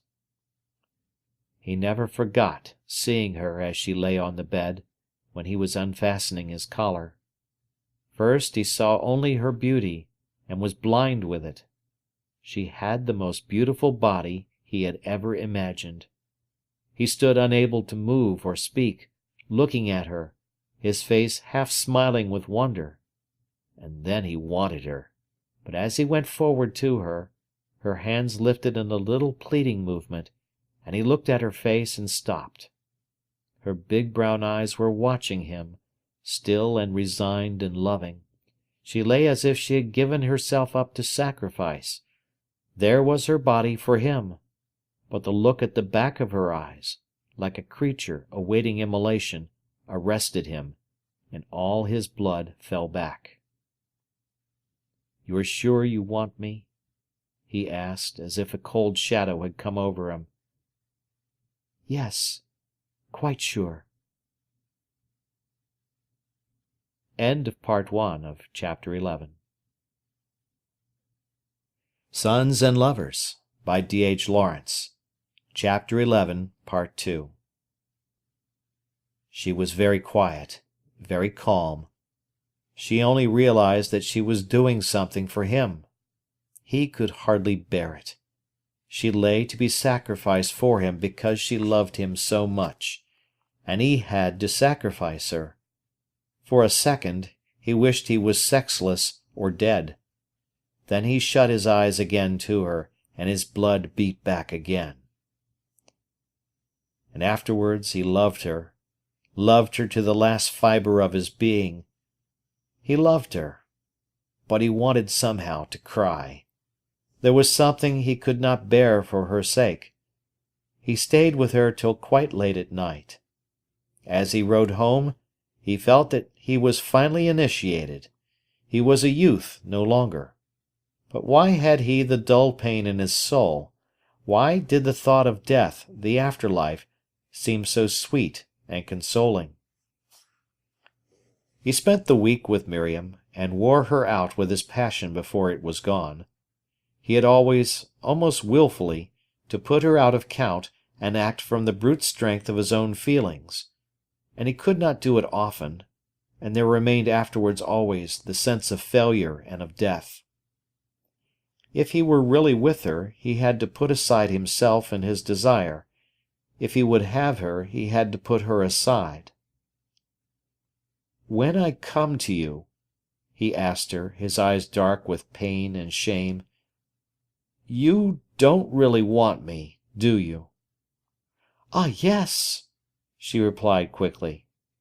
He looked at her. "Nay," he said. She began to tremble. "You see," she said, taking his face and shutting it out against her shoulder, "you see, as we are, how can I get used to you? It would come all right if we were married." He lifted her head and looked at her. "You mean now it is always too much shock?" "Yes, and—" "You are always clenched against me."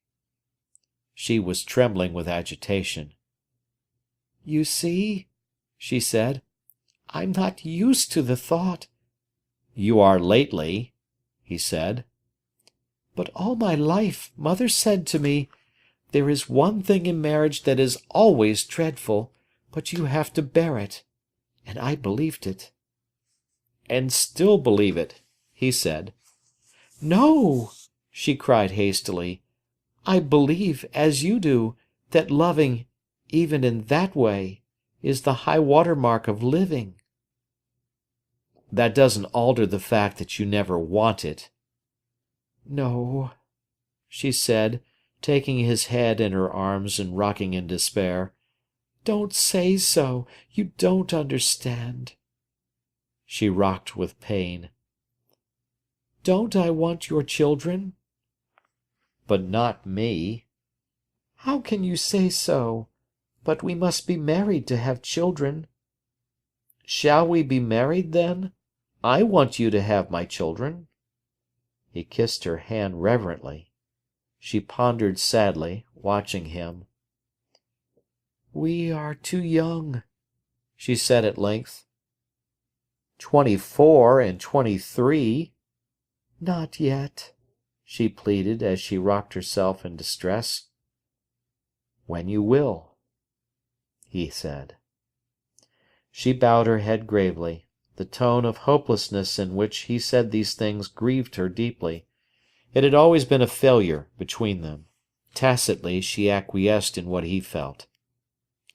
And after a week of love he said to his mother suddenly one Sunday night, just as they were going to bed, "I shan't go so much to Miriam's, mother." She was surprised, but she would not ask him anything. "You please yourself," she said. So he went to bed, but there was a new quietness about him which she had wondered at. She almost guessed. She would leave him alone, however. Precipitation might spoil things. She watched him in his loneliness, wondering where he would end. He was sick, and much too quiet for him.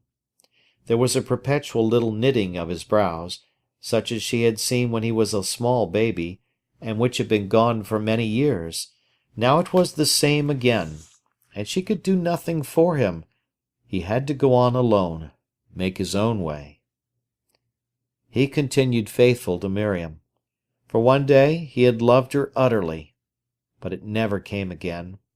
The sense of failure grew stronger. At first it was only a sadness. Then he began to feel he could not go on. He wanted to run, to go abroad, anything. Gradually he ceased to ask her to have him. Instead of drawing them together, it put them apart. And then he realized consciously that it was no good. It was useless trying. It would never be a success between them. For some months he had seen very little of Clara. They had occasionally walked out for half an hour at dinner time, but he always reserved himself for Miriam. With Clara, however, his brow cleared, and he was gay again. She treated him indulgently, as if he were a child. He thought he did not mind, but deep below the surface it piqued him. Sometimes Miriam said, "What about Clara? I hear nothing of her lately." "I walked with her about 20 minutes yesterday," he replied. "And what did she talk about?" "I don't know. I suppose I did all the jawing. I usually do. I think I was telling her about the strike, and how the women took it." "Yes." So he gave the account of himself. But insidiously, without his knowing it, the warmth he felt for Clara drew him away from Miriam, for whom he felt responsible, and to whom he felt he belonged. He thought he was being quite faithful to her. It was not easy to estimate exactly the strength and warmth of one's feelings for a woman till they have run away with one. He began to give more time to his men friends. There was Jessup at the art school, Swain, who was chemistry demonstrator at the university, Newton, who was a teacher, besides Edgar and Miriam's younger brothers. Pleading work he sketched and studied with Jessup. He called in the university for Swain, and the two went downtown together. Having come home in the train with Newton, he called and had a game of billiards with him in the Moon and Stars. If he gave to Miriam the excuse of his men friends, he felt quite justified. His mother began to be relieved. He always told her where he had been. During the summer Clara wore sometimes a dress of soft cotton stuff with loose sleeves. When she lifted her hands, her sleeves fell back, and her beautiful strong arms shone out. "Half a minute!" he cried. "Hold your arms still." He made sketches of her hand and arm, and the drawings contained some of the fascination the real thing had for him. Miriam, who always went scrupulously through his books and papers, saw the drawings. "I think Clara has such beautiful arms," he said. "Yes. When did you draw them?" "On Tuesday, in the workroom. You know, I've got a corner where I can work. Often I can do every single thing they need in the department before dinner. Then I work for myself in the afternoon, and just see to things at night." "Yes," she said, turning the leaves of his sketch-book. Frequently he hated Miriam. He hated her as she bent forward and pored over his things. He hated her way of patiently casting him up, as if he were an endless psychological account. When he was with her, he hated her for having got him, and yet not got him, and he tortured her. She took all and gave nothing, he said. At least she gave no living warmth. She was never alive and giving off life. Looking for her was like looking for something which did not exist.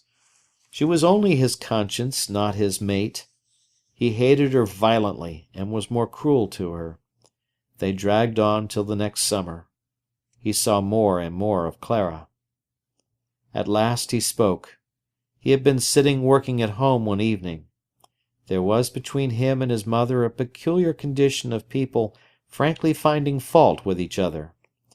Mrs. Morel was strong on her feet again. He was not going to stick to Miriam. Very well, then she would stand aloof till he said something. It had been coming a long time, this bursting of the storm in him, when he would come back to her.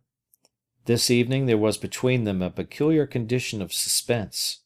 He worked feverishly and mechanically so that he could escape from himself. It grew late. Through the open door, stealthily, came the scent of Madonna lilies, almost as if it were prowling abroad. Suddenly he got up and went out of doors. The beauty of the night made him want to shout. A half-moon, dusky gold, was sinking behind the black sycamore at the end of the garden, making the sky dull purple with its glow. Nearer, a dim white fence of lilies went across the garden, and the air all round seemed to stir with scent, as if it were alive. He went across the bed of pinks, whose keen perfume came sharply across the rocking, heavy scent of the lilies, and stood alongside the white barrier of flowers. They flagged all loose, as if they were panting. The scent made him drunk. He went down to the field to watch the moon sink under. A corncrake in the hay-close called insistently. The moon slid quite quickly downwards, growing more flushed. Behind him the great flowers leaned as if they were calling, and then, like a shock, he caught another perfume, something raw and coarse. Hunting round, he found the purple iris, touched their fleshy throats and their dark, grasping hands. At any rate, he had found something. They stood stiff in the darkness. Their scent was brutal. The moon was melting down upon the crest of the hill. It was gone. All was dark. The corncrake called still. Breaking off a pink, he suddenly went indoors. "Come, my boy," said his mother. "I'm sure it's time you went to bed." He stood with the pink against his lips. "I shall break off with Miriam, mother," he answered calmly. She looked up at him over her spectacles. He was staring back at her, unswerving. She met his eyes for a moment, then took off her glasses. He was white. The male was up in him, dominant. She did not want to see him too clearly. "But I thought—" she began. "Well," he answered, "I don't love her. I don't want to marry her. So I shall have done." "But," exclaimed his mother, amazed, "I thought lately you had made up your mind to have her, and so I said nothing." "I had. I wanted to. But now I don't want. It's no good. I shall break off on Sunday. I ought to, oughtn't I?" "You know best. You know I said so long ago." "I can't help that now. I shall break off on Sunday." "Well," said his mother, "I think it will be best. But lately I decided you had made up your mind to have her, so I said nothing, and should have said nothing. But I say, as I have always said, I don't think she is suited to you." "On Sunday I break off," he said, smelling the pink. He put the flower in his mouth.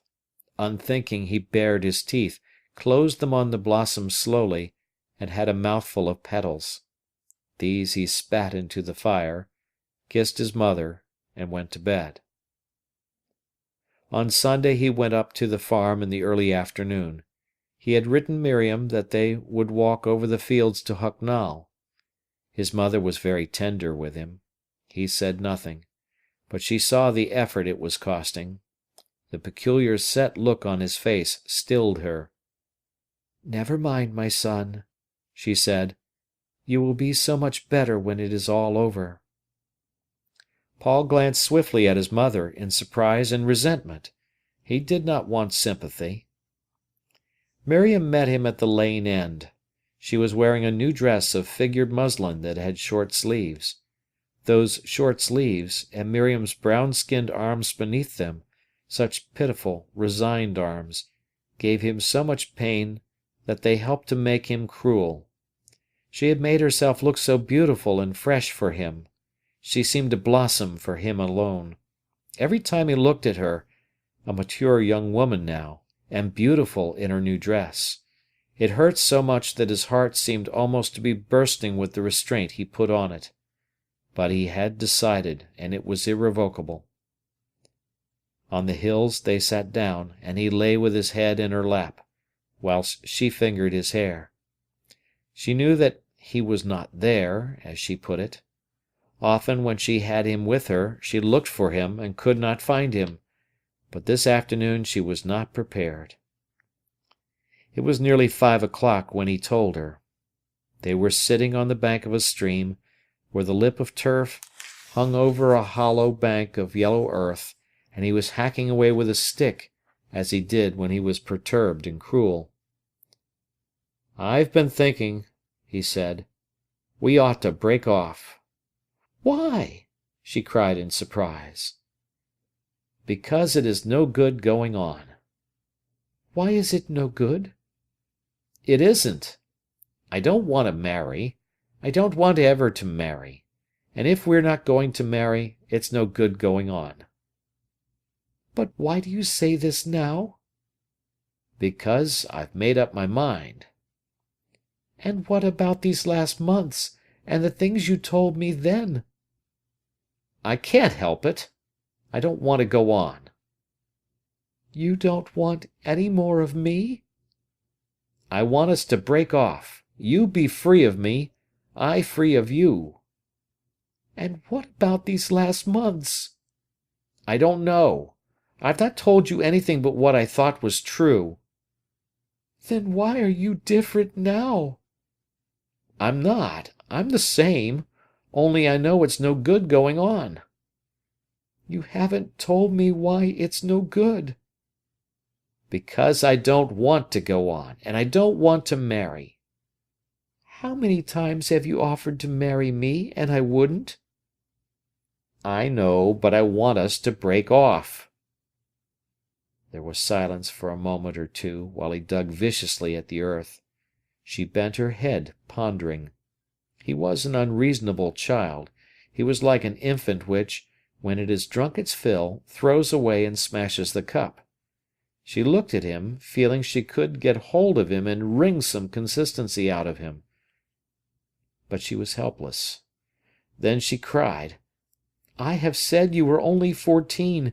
You are only 4." He still dug at the earth viciously. He heard. "You are a child of 4," she repeated in her anger. He did not answer, but said in his heart, "All right, if I'm a child of 4, what do you want me for? I don't want another mother." But he said nothing to her, and there was silence. "And have you told your people?" she asked. "I've told my mother." There was another long interval of silence.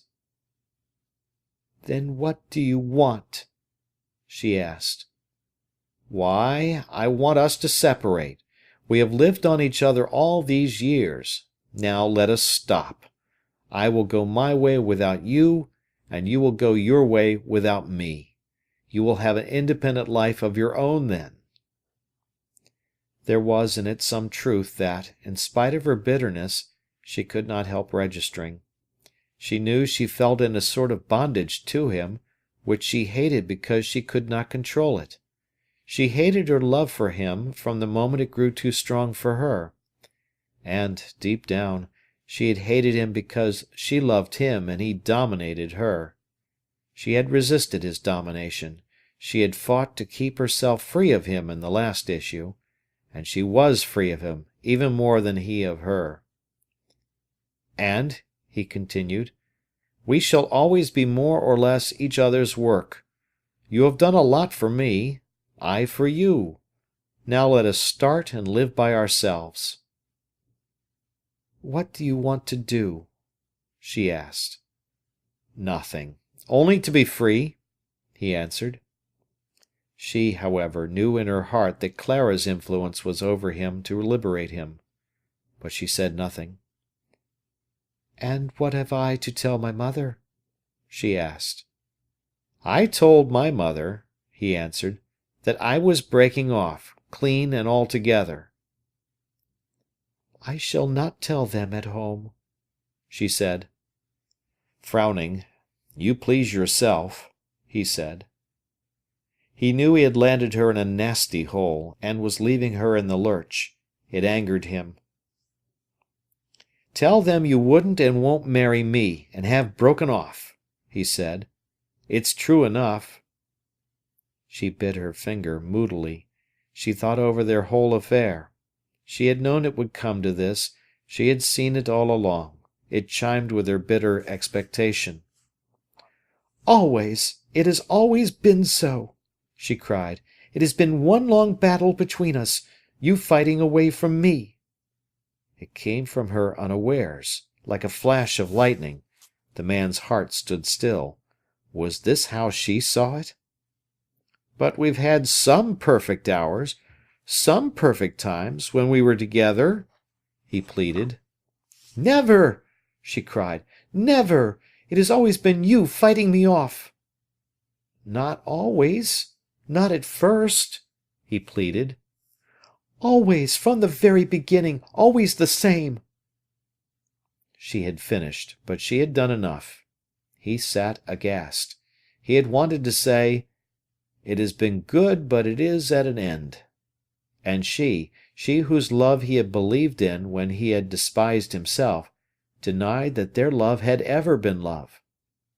He had always fought away from her? Then it had been monstrous. There had never been anything really between them. All the time he had been imagining something when there was nothing. And she had known. She had known so much, and had told him so little. She had known all the time. All the time this was at the bottom of her. He sat silent in bitterness. At last the whole affair appeared in a cynical aspect to him. She had really played with him, not he with her. She had hidden all her condemnation from him, had flattered him and despised him. She despised him now. He grew intellectual and cruel. "You ought to marry a man who worships you," he said. "Then you could do as you liked with him. Plenty of men will worship you, if you get on the private side of their natures. You ought to marry one such. They would never fight you off." "Thank you," she said. "But don't advise me to marry someone else any more. You've done it before." "Very well," he said. "I will say no more." He sat still, feeling as if he had had a blow, instead of giving one. Their 8 years of friendship and love, the 8 years of his life, were nullified. "When did you think of this?" she asked. "I thought definitely on Thursday night." "I knew it was coming," she said. That pleased him bitterly. Oh, very well. If she knew, then it doesn't come as a surprise to her, he thought. "And have you said anything to Clara?" she asked. "No, but I shall tell her now." There was a silence. "Do you remember the things you said this time last year, in my grandmother's house? Nay, last month even." "Yes," he said, "I do, and I meant them. I can't help that it's failed." "It has failed because you want something else." "It would have failed whether or not. You never believed in me." She laughed strangely. He sat in silence. He was full of a feeling that she had deceived him. She had despised him when he thought she worshipped him. She had let him say wrong things, and had not contradicted him. She had let him fight alone. But it stuck in his throat that she had despised him whilst he thought she worshipped him. She should have told him when she found fault with him. She had not played fair. He hated her. All these years she had treated him as if he were a hero, and thought of him secretly as an infant, a foolish child. Then why had she left the foolish child to his folly? His heart was hard against her. She sat full of bitterness. She had known. Oh, well, she had known. All the time he was away from her, she had summed him up, seen his littleness, his meanness, and his folly. Even she had guarded her soul against him. She was not overthrown, not prostrated, not even much hurt. She had known. Only why, as he sat there, had he still this strange dominance over her? His very movements fascinated her as if she were hypnotized by him. Yet he was despicable, false, inconsistent, and mean. Why this bondage for her? Why was it the movement of his arms stirred her as nothing else in the world could? Why was she fastened to him? Why, even now, if he looked at her and commanded her, would she have to obey? She would obey him in his trifling commands. But once he was obeyed, then she had him in her power, she knew, to lead him where she would. She was sure of herself. Only, this new influence. Ah, he was not a man. He was a baby that cries for the newest toy. And all the attachment of his soul would not keep him. Very well, he would have to go. But he would come back when he had tired of his new sensation. He hacked at the earth till she was fretted to death. She rose. He sat flinging lumps of earth in the stream. "We will go and have tea here?" he asked. "Yes," she answered. They chatted over irrelevant subjects during tea. He held forth on the love of ornament. The cottage parlour moved him thereto, and its connection with aesthetics. She was cold and quiet. As they walked home, she asked, "And we shall not see each other?" "No, or rarely," he answered. "Nor write?" she asked, almost sarcastically. "As you will," he answered. "We're not strangers, never should be, whatever happened. I will write to you now and again. You please yourself." "I see," she answered cuttingly. But he was at that stage at which nothing else hurts. He had made a great cleavage in his life. He had had a great shock when she had told him their love had been always a conflict. Nothing more mattered. If it never had been much, there was no need to make a fuss that it was ended. He left her at the lane end. As she went home, solitary, in her new frock, having her people to face at the other end, he stood still with shame and pain in the high road, thinking of the suffering he caused her. In the reaction towards restoring his self-esteem, he went into the Willow Tree for a drink. There were 4 girls who had been out for the day, drinking a modest glass of port. They had some chocolates on the table. Paul sat near with his whisky. He noticed the girls whispering and nudging. Presently one, a bonny dark hussy, leaned to him and said, "Have a chocolate?" The others laughed loudly at her impudence. "All right," said Paul. "Give me a hard one. Nut. I don't like creams." "Here you are, then," said the girl. "Here's an almond for you." She held the sweet between her fingers. He opened his mouth. She popped it in and blushed. "You are nice," he said. "Well," she answered, "we thought you looked overcast, and they dared me offer you a chocolate." "I don't mind if I have another sort," he said. And presently they were all laughing together. It was 9 o'clock when he got home, falling dark. He entered the house in silence. His mother, who had been waiting, rose anxiously. "I told her," he said. "I'm glad," replied the mother with great relief. He hung up his cap wearily. "I said we'd have done all together," he said. "That's right, my son," said the mother. "It's hard for her now, but best in the long run. I know. You weren't suited for her." He laughed shakily as he sat down. "I've had such a lark with some girls in a pub," he said. His mother looked at him. He had forgotten Miriam now. He told her about the girls in the willow tree. Mrs. Morel looked at him. It seemed unreal, his gaiety.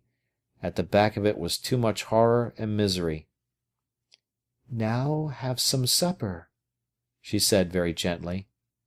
Afterwards, he said wistfully, "She never thought she'd have me, mother. Not from the first, and so she's not disappointed." "I'm afraid," said his mother, "she doesn't give up hopes of you yet." "No," he said, "perhaps not." "You'll find it's better to have done," she said. "I don't know," he said desperately. "Well, leave her alone," replied his mother. So he left her, and she was alone. Very few people cared for her, and she for very few people. She remained alone with herself, waiting. End of chapter. Sons and Lovers by D.H. Lawrence. Chapter 12. Passion. He was gradually making it possible to earn a livelihood by his art. Liberty's had taken several of his painted designs on various stuffs, and he could sell designs for embroideries, for altar cloths, and similar things in one or two places. It was not very much he made at present, but he might extend it. He had also made friends with the designer for a pottery firm, and was gaining some knowledge of his new acquaintance's art. The applied arts interested him very much. At the same time he labored slowly at his pictures. He loved to paint large figures, full of light, but not merely made up of lights and cast shadows, like the Impressionists. Rather definite figures that had a certain luminous quality, like some of Michelangelo's people. And these he fitted into a landscape in what he thought true proportion. He worked a great deal from memory, using everybody he knew. He believed firmly in his work, that it was good and valuable. In spite of fits of depression, shrinking everything, he believed in his work. He was 24 when he said his first confident thing to his mother. "Mother," he said, "I shall make a painter that they'll attend to." She sniffed in her quaint fashion. It was like a half-pleased shrug of the shoulders. "Very well, my boy, we'll see," she said. "You shall see, my pigeon. You see if you're not swanky one of these days." "I'm quite content, my boy," she smiled. "But you'll have to alter. Look at you with Minnie." Minnie was the small servant, a girl of 14. "And what about Minnie?" asked Mrs. Morel with dignity. "I heard her this morning. 'Eh, Mrs. Morel, I was going to do that,' when you went out in the rain for some coal," he said. "That looks a lot like your being able to manage servants." "Well, it was only the child's niceness," said Mrs. Morel. "And you apologizing to her. You can't do two things at once, can you?" "She was busy washing up," replied Mrs. Morel. "And what did she say? It could easy have waited a bit. Now look how your feet paddle." "Yes, brazen young baggage," said Mrs. Morel, smiling. He looked at his mother, laughing. She was quite warm and rosy again with love of him. It seemed as if all the sunshine were on her for a moment. He continued his work gladly. She seemed so well when she was happy that he forgot her grey hair. And that year she went with him to the Isle of Wight for a holiday. It was too exciting for them both, and too beautiful. Mrs. Morel was full of joy and wonder. But he would have her walk with him more than she was able. She had a bad fainting bout. So grey her face was, so blue her mouth. It was agony to him. He felt as if some one was pushing a knife in his chest. Then she was better again, and he forgot. But the anxiety remained inside him, like a wound that did not close. After leaving Miriam, he went almost straight to Clara. On the Monday following the day of the rupture, he went down to the workroom. She looked up at him and smiled. They had grown very intimate unawares. She saw a new brightness about him. "Well, Queen of Sheba," he said, laughing. "But why?" she asked. "I think it suits you. You've got a new frock on." She flushed, asking, "And what of it?" "Suits you, awfully. I could design you a dress." "How would it be?" He stood in front of her, his eyes glittering as he expounded. He kept her eyes fixed with his. Then suddenly he took hold of her. She half started back. He drew the stuff of her blouse tighter, smoothed it over her breast. "More so," he explained. But they were both of them flaming with blushes, and immediately he ran away. He had touched her. His whole body was quivering with the sensation. There was already a sort of secret understanding between them. Next evening he went to the cinematograph with her for a few minutes before train time. As they sat, he saw her hand lying near him. For some moments he dared not touch it. The pictures danced and dithered. Then he took her hand in his. It was large and firm. It filled his grasp. He held it fast. She neither moved nor made any sign. When they came out, his train was due. He hesitated. "Good night," she said. He darted away across the road. The next day he came again, talking to her. She was rather superior with him. "Shall we go a walk on Monday?" he asked. She turned her face aside. "Shall you tell Miriam?" she replied sarcastically. "I have broken off with her," he said. "When?" "Last Sunday." "You quarrelled?" "No. I had made up my mind. I told her quite definitely I should consider myself free." Clara did not answer, and he returned to his work. She was so quiet and so superb. On the Saturday evening he asked her to come and drink coffee with him in a restaurant, meeting him after work was over. She came, looking very reserved and very distant.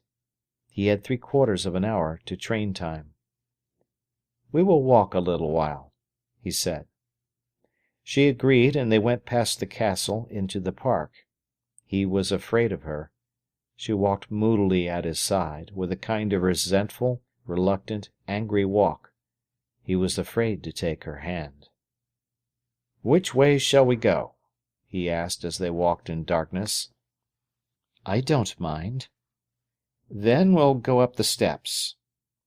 He suddenly turned round. They had passed the park steps. She stood still in resentment at his suddenly abandoning her. He looked for her. She stood aloof. He caught her suddenly in his arms, held her strained for a moment, kissed her. Then he let her go. "Come along," he said, penitent. She followed him. He took her hand and kissed her finger-tips. They went in silence. When they came to the light, he let go her hand. Neither spoke till they reached the station. Then they looked each other in the eyes. "Good night," she said. And he went for his train. His body acted mechanically. People talked to him. He heard faint echoes answering them. He was in a delirium. He felt that he would go mad if Monday did not come at once. On Monday he would see her again. All himself was pitched there, ahead. Sunday intervened. He could not bear it. He could not see her till Monday. And Sunday intervened, hour after hour of tension. He wanted to beat his head against the door of the carriage. But he sat still. He drank some whiskey on the way home, but it only made it worse. His mother must not be upset, that was all. He dissembled and got quickly to bed. There he sat, dressed, with his chin on his knees, staring out of the window at the far hill with its few lights. He neither thought nor slept, but sat perfectly still, staring. And when at last he was so cold that he came to himself, he found his watch had stopped at 2:30. It was after 3 o'clock. He was exhausted, but still there was the torment of knowing it was only Sunday morning. He went to bed and slept. Then he cycled all day long till he was fagged out, and he scarcely knew where he had been. But the day after was Monday. He slept till 4 o'clock. Then he lay and thought. He was coming nearer to himself. He could see himself, real, somewhere in front. She would go a walk with him in the afternoon. Afternoon! It seemed years ahead. Slowly the hours crawled. His father got up. He heard him pottering about. Then the miner set off to the pit, his heavy boots scraping the yard. Cocks were still crowing. A cart went down the road. His mother got up. She knocked the fire. Presently she called him softly. He answered as if he were asleep. This shell of himself did well. He was walking to the station, another mile. The train was near Nottingham. Would it stop before the tunnels? But it did not matter, it would get there before dinner time. He was at Jordan's. She would come in half an hour. At any rate, she would be near. He had done the letters. She would be there. Perhaps she had not come. He ran downstairs. Ah! He saw her through the glass door. Her shoulders stooping a little to her work made him feel he could not go forward. He could not stand. He went in. He was pale, nervous, awkward, and quite cold. Would she misunderstand him? He could not write his real self with this shell. "And this afternoon," he struggled to say, "you will come?" "I think so," she replied, murmuring. He stood before her, unable to say a word. She hid her face from him. Again came over him the feeling that he would lose consciousness. He set his teeth and went upstairs. He had done everything correctly yet, and he would do so. All the morning things seemed a long way off, as they do to a man under chloroform. He himself seemed under a tight band of constraint. Then there was his other self, in the distance, doing things, entering stuff in a ledger, and he watched that far-off him carefully to see he made no mistake. But the ache and strain of it could not go on much longer. He worked incessantly. Still it was only 12 o'clock. As if he had nailed his clothing against the desk, he stood there and worked, forcing every stroke out of himself. It was 1:45. He would clear away. Then he ran downstairs. "You will meet me at the fountain at 2 o'clock," he said. "I can't be there till 1:30. "Yes," he said. She saw his dark, mad eyes. "I will try at 1:15." And he had to be content. He went and got some dinner. All the time he was still under chloroform, and every minute was stretched out indefinitely. He walked miles of streets. Then he thought he would be late at the meeting place. He was at the fountain at 2:05. The torture of the next quarter of an hour was refined beyond expression.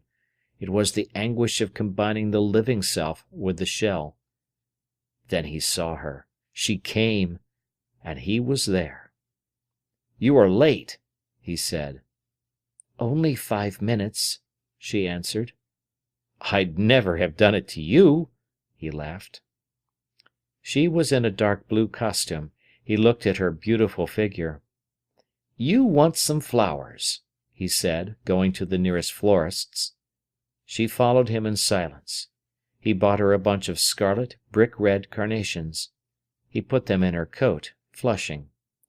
"That's a fine colour," he said.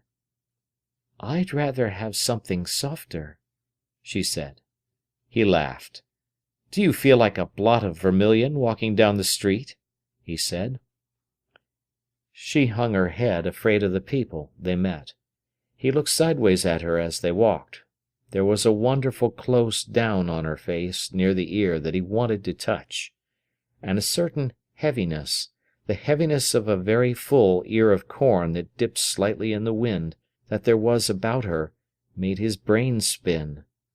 He seemed to be spinning down the street, everything going round. As they sat in the tram-car, she leaned her heavy shoulder against him, and he took her hand.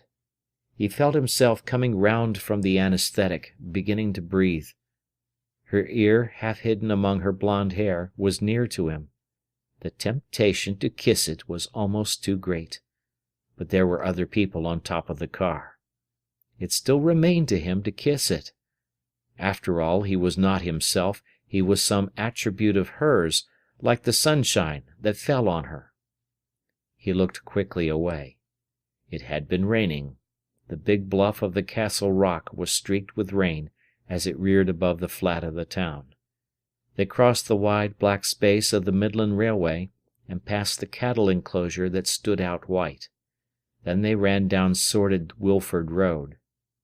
She rocked slightly to the tram's motion, and as she leaned against him, rocked upon him. He was a vigorous, slender man with exhaustless energy. His face was rough, with rough-hewn features, like the common people's, but his eyes under the deep brows were so full of life that they fascinated her. They seemed to dance, and yet they were still trembling on the finest balance of laughter.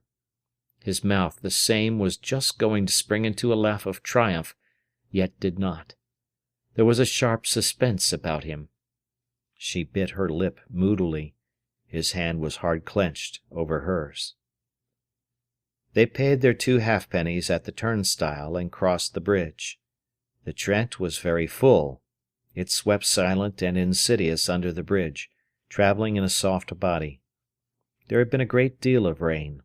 On the river levels were flat gleams of flood water. The sky was grey, with glisten of silver here and there. In Wilford churchyard the dahlias were sodden with rain, wet black-crimson balls. No one was on the path that went along the green river meadow, along the elm-tree colonnade. There was the faintest haze over the silvery dark water, and the green meadow bank, and the elm trees that were spangled with gold. The river slid by in a body, utterly silent and swift, intertwining among itself like some subtle, complex creature. Clara walked moodily beside him. "Why," she asked at length, in rather a jarring tone, "did you leave Miriam?" He frowned. "Because I wanted to leave her," he said. "Why?" "Because I didn't want to go on with her, and I didn't want to marry." She was silent for a moment. They picked their way down the muddy path. Drops of water fell from the elm trees. "You didn't want to marry Miriam, or you didn't want to marry at all?" she asked. "Both," he answered. "Both." They had to manoeuvre to get to the stile because of the pools of water. "And what did she say?" Clara asked. "Miriam? She said I was a baby of 4 and that I always had battled her off." Clara pondered over this for a time. "But you have really been going with her for some time?" she asked. "Yes." "And now you don't want any more of her?" "No, I know it's no good." She pondered again. "Don't you think you've treated her rather badly?" she asked. "Yes, I ought to have dropped it years back, but it would have been no good going on. 2 wrongs don't make a right." "How old are you?" Clara asked. 25. "And I am 30, she said. "I know you are." "I shall be 31, or am I 31? "I neither know nor care. What does it matter?" They were at the entrance to the grove. The wet, red track, already sticky with fallen leaves, went up the steep bank between the grass. On either side stood the elm trees like pillars along a great aisle, arching over and making high up a roof from which the dead leaves fell. All was empty and silent and wet. She stood on top of the stile, and he held both her hands. Laughing, she looked down into his eyes. Then she leaped. Her breast came against his. He held her and covered her face with kisses. They went on up the slippery, steep red path. Presently she released his hand and put it round her waist. "You pressed the vein in my arm, holding it so tightly," she said. They walked along. His finger-tips felt the rocking of her breast. All was silent and deserted. On the left the red wet ploughland showed through the doorways between the elm boles and their branches. On the right, looking down, they could see the tree-tops of elms growing far beneath them, hear occasionally the gurgle of the river. Sometimes there below they caught glimpses of the full, soft-sliding Trent and of water meadows dotted with small cattle. "It is scarcely altered since little Kirk White used to come," he said. But he was watching her throat below the ear, where the flush was fusing into the honey white, and her mouth that pouted disconsolate. She stirred against him as she walked, and his body was like a taut string. Halfway up the big colonnade of elms, where the grove rose highest above the river, their forward movement faltered to an end. He led her across to the grass under the trees at the edge of the path. The cliff of red earth sloped swiftly down, through trees and bushes, to the river that glimmered and was dark between the foliage. The far below water meadows were very green. He and she stood leaning against one another, silent, afraid, their bodies touching all along. There came a quick gurgle from the river below. "Why," he asked at length, "did you hate Baxter Dawes?" She turned to him with a splendid movement. Her mouth was offered him, and her throat. Her eyes were half shut. Her breast was tilted as if it asked for him. He flashed with a small laugh, shut his eyes, and met her in a long, whole kiss. Her mouth fused with his. Their bodies were sealed and annealed. It was some minutes before they withdrew. They were standing beside the public path. She looked at him, leaving herself in his hands. He went over the brim of the declivity and began to climb down. "It's slippery," he said. "Never mind," she replied. The red clay went down almost sheer. He slid, went from one tuft of grass to the next, hanging on to the bushes, making for a little platform at the foot of a tree. There he waited for her, laughing with excitement. Her shoes were clogged with red earth. It was hard for her. He frowned. At last he caught her hand, and she stood beside him. The cliff rose above them and fell away below. Her colour was up, her eyes flashed. He looked at the big drop below them. "It's risky," he said, "or messy at any rate. Shall we go back?" "Not for my sake," she said quickly. "All right. You see, I can't help you. I should only hinder. Give me that little parcel and your gloves. Your poor shoes." They stood perched on the face of the declivity under the trees. "Well, I'll go again," he said. Away he went, slipping, staggering, sliding to the next tree, into which he fell with a slam that nearly shook the breath out of him. She came after cautiously, hanging on to the twigs and grasses. So they descended, stage by stage, to the river's brink. There, to his disgust, the flood had eaten away the path, and the red decline ran straight into the water. He dug in his heels and brought himself up violently. The string of the parcel broke with a snap. The brown parcel bounded down, leaped into the water, and sailed smoothly away. He hung on to his tree. "Well, I'll be damned!" he cried crossly. Then he laughed. She was coming perilously down. "Mind!" he warned her. He stood with his back to the tree, waiting. "Come now," he called, opening his arms. She let herself run. He caught her, and together they stood, watching the dark water scoop at the raw edge of the bank. The parcel had sailed out of sight. "It doesn't matter," she said. He held her close and kissed her. There was only room for their 4 feet. "It's a swindle," he said, "but there's a rut where a man has been, so if we go on I guess we shall find the path again." The river slid and twined its great volume. On the other bank cattle were feeding on the desolate flats. The cliff rose high above Paul and Clara on their right hand. They stood against the tree in a watery silence. "Let us try going forward," he said, and they struggled in the red clay along the groove a man's nailed boots had made. They were hot and flushed. Their barkled shoes hung heavy on their steps. At last they found the broken path. It was littered with rubble from the water, but at any rate it was easier. They cleaned their boots with twigs. His heart was beating thick and fast. Suddenly, coming on to the little level, he saw two figures of men standing silent at the water's edge. His heart leaped. They were fishing. He turned and put his hand up warningly to Clara. She hesitated, buttoned her coat. The two went on together. The fishermen turned curiously to watch the two intruders on their privacy and solitude. They had had a fire, but it was nearly out. All kept perfectly still. The men turned again to their fishing, stood over the grey glinting water like statues. Clara went with bowed head, flushing. He was laughing to himself.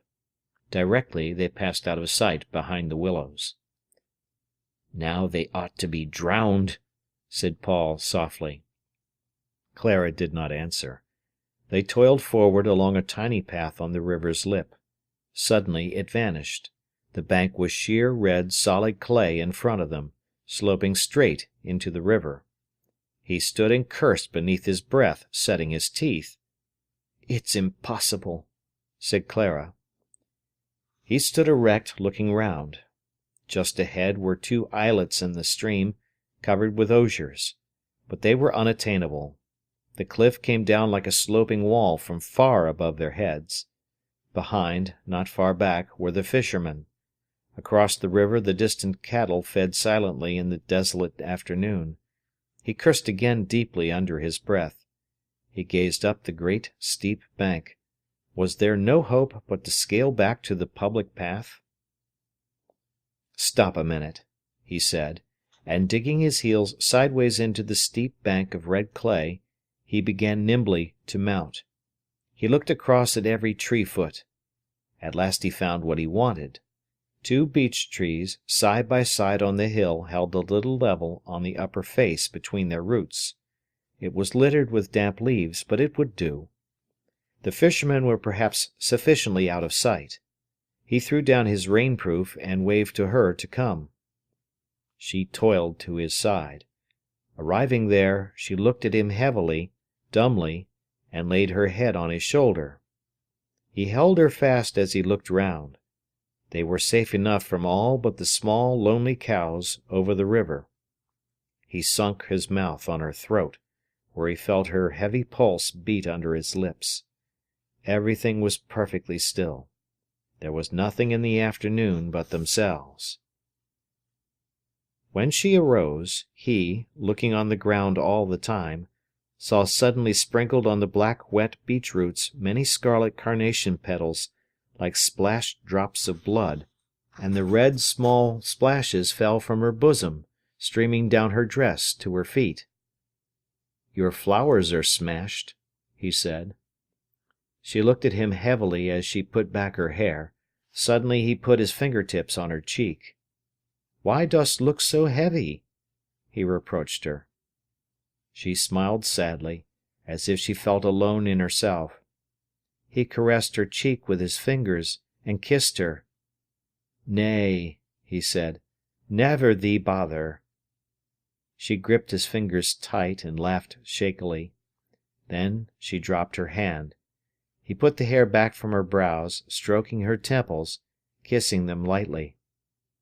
"But thou should not worrit," he said softly, pleading.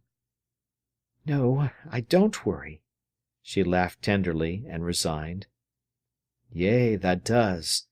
Dunna thee worrit," he implored, caressing. "No," she consoled him, kissing him. They had a stiff climb to get to the top again. It took them a quarter of an hour. When he got on to the level grass, he threw off his cap, wiped the sweat from his forehead, and sighed. "Now we're back at the ordinary level," he said. She sat down, panting, on the tussocky grass. Her cheeks were flushed pink. He kissed her, and she gave way to joy. "And now I'll clean thy boots and make thee fit for respectable folk," he said. He kneeled at her feet, worked away with a stick and tufts of grass. She put her fingers in his hair, drew his head to her, and kissed it. "What am I supposed to be doing?" he said, looking at her, laughing. "Cleaning shoes or dibbling with love? Answer me that." "Just whichever I please," she replied. "I'm your boot boy for the time being, and nothing else." But they remained looking into each other's eyes and laughing. Then they kissed with little nibbling kisses. "T-t-t-t," he went with his tongue, like his mother. "I tell you, nothing gets done when there's a woman about." And he returned to his boot cleaning, singing softly. She touched his thick hair, and he kissed her fingers. He worked away at her shoes. At last they were quite presentable. "There you are, you see," he said. "Aren't I a great hand at restoring you to respectability? Stand up. There, you look as irreproachable as Britannia herself." He cleaned his own boots a little, washed his hands in a puddle, and sang. They went on into Clifton village. He was madly in love with her. Every movement she made, every crease in her garments, sent a hot flash through him and seemed adorable. The old lady at whose house they had tea was roused into gaiety by them. "I could wish you had something of a better day," she said, hovering round. "Nay," he laughed, "we've been saying how nice it is." The old lady looked at him curiously. There was a peculiar glow and charm about him. His eyes were dark and laughing. He rubbed his moustache with a glad movement. "Have you been saying so?"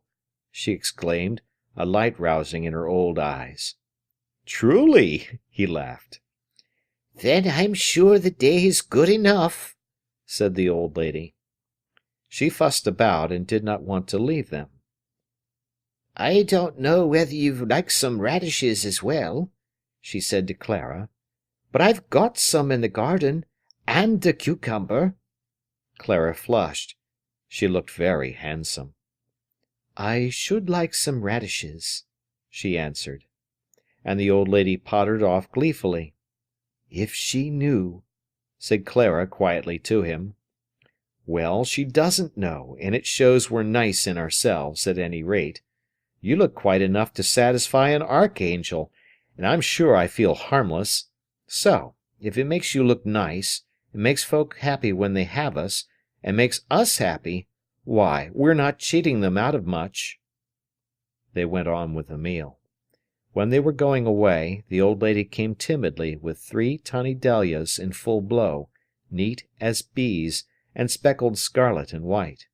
She stood before Clara, pleased with herself, saying, "I don't know whether," and holding the flowers forward in her old hand.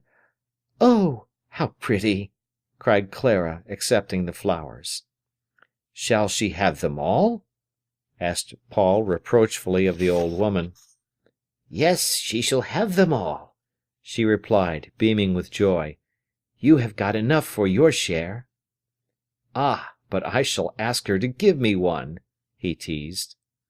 "Then she does as she pleases," said the old lady, smiling, and she bobbed a little curtsy of delight. Clara was rather quiet and uncomfortable. As they walked along, he said, "You don't feel criminal, do you?" She looked at him with startled grey eyes. "Criminal!" she said. "No." "But you seem to feel you have done a wrong?" "No," she said. "I only think, if they knew—" "If they knew, they'd cease to understand. As it is, they do understand, and they like it. What do they matter? Here, with only the trees and me, you don't feel not the least bit wrong, do you?" He took her by the arm, held her facing him, holding her eyes with his. Something fretted him. "Not sinners, are we?" he said, with an uneasy little frown. "No," she replied. He kissed her, laughing. "You like your little bit of guiltiness, I believe," he said. "I believe Eve enjoyed it, when she went cowering out of paradise.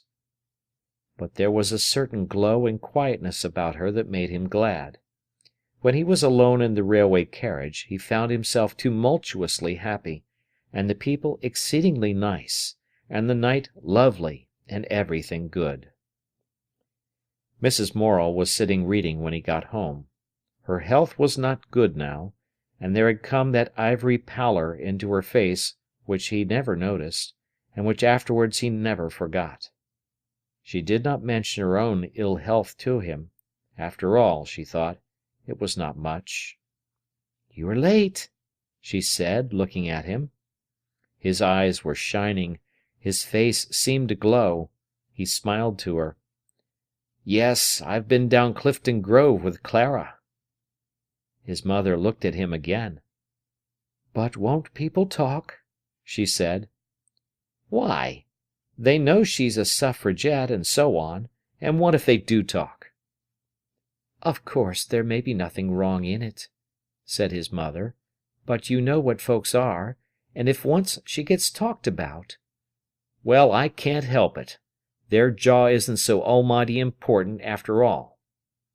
"I think you ought to consider her." "So I do. What can people say? That we take a walk together. I believe you're jealous."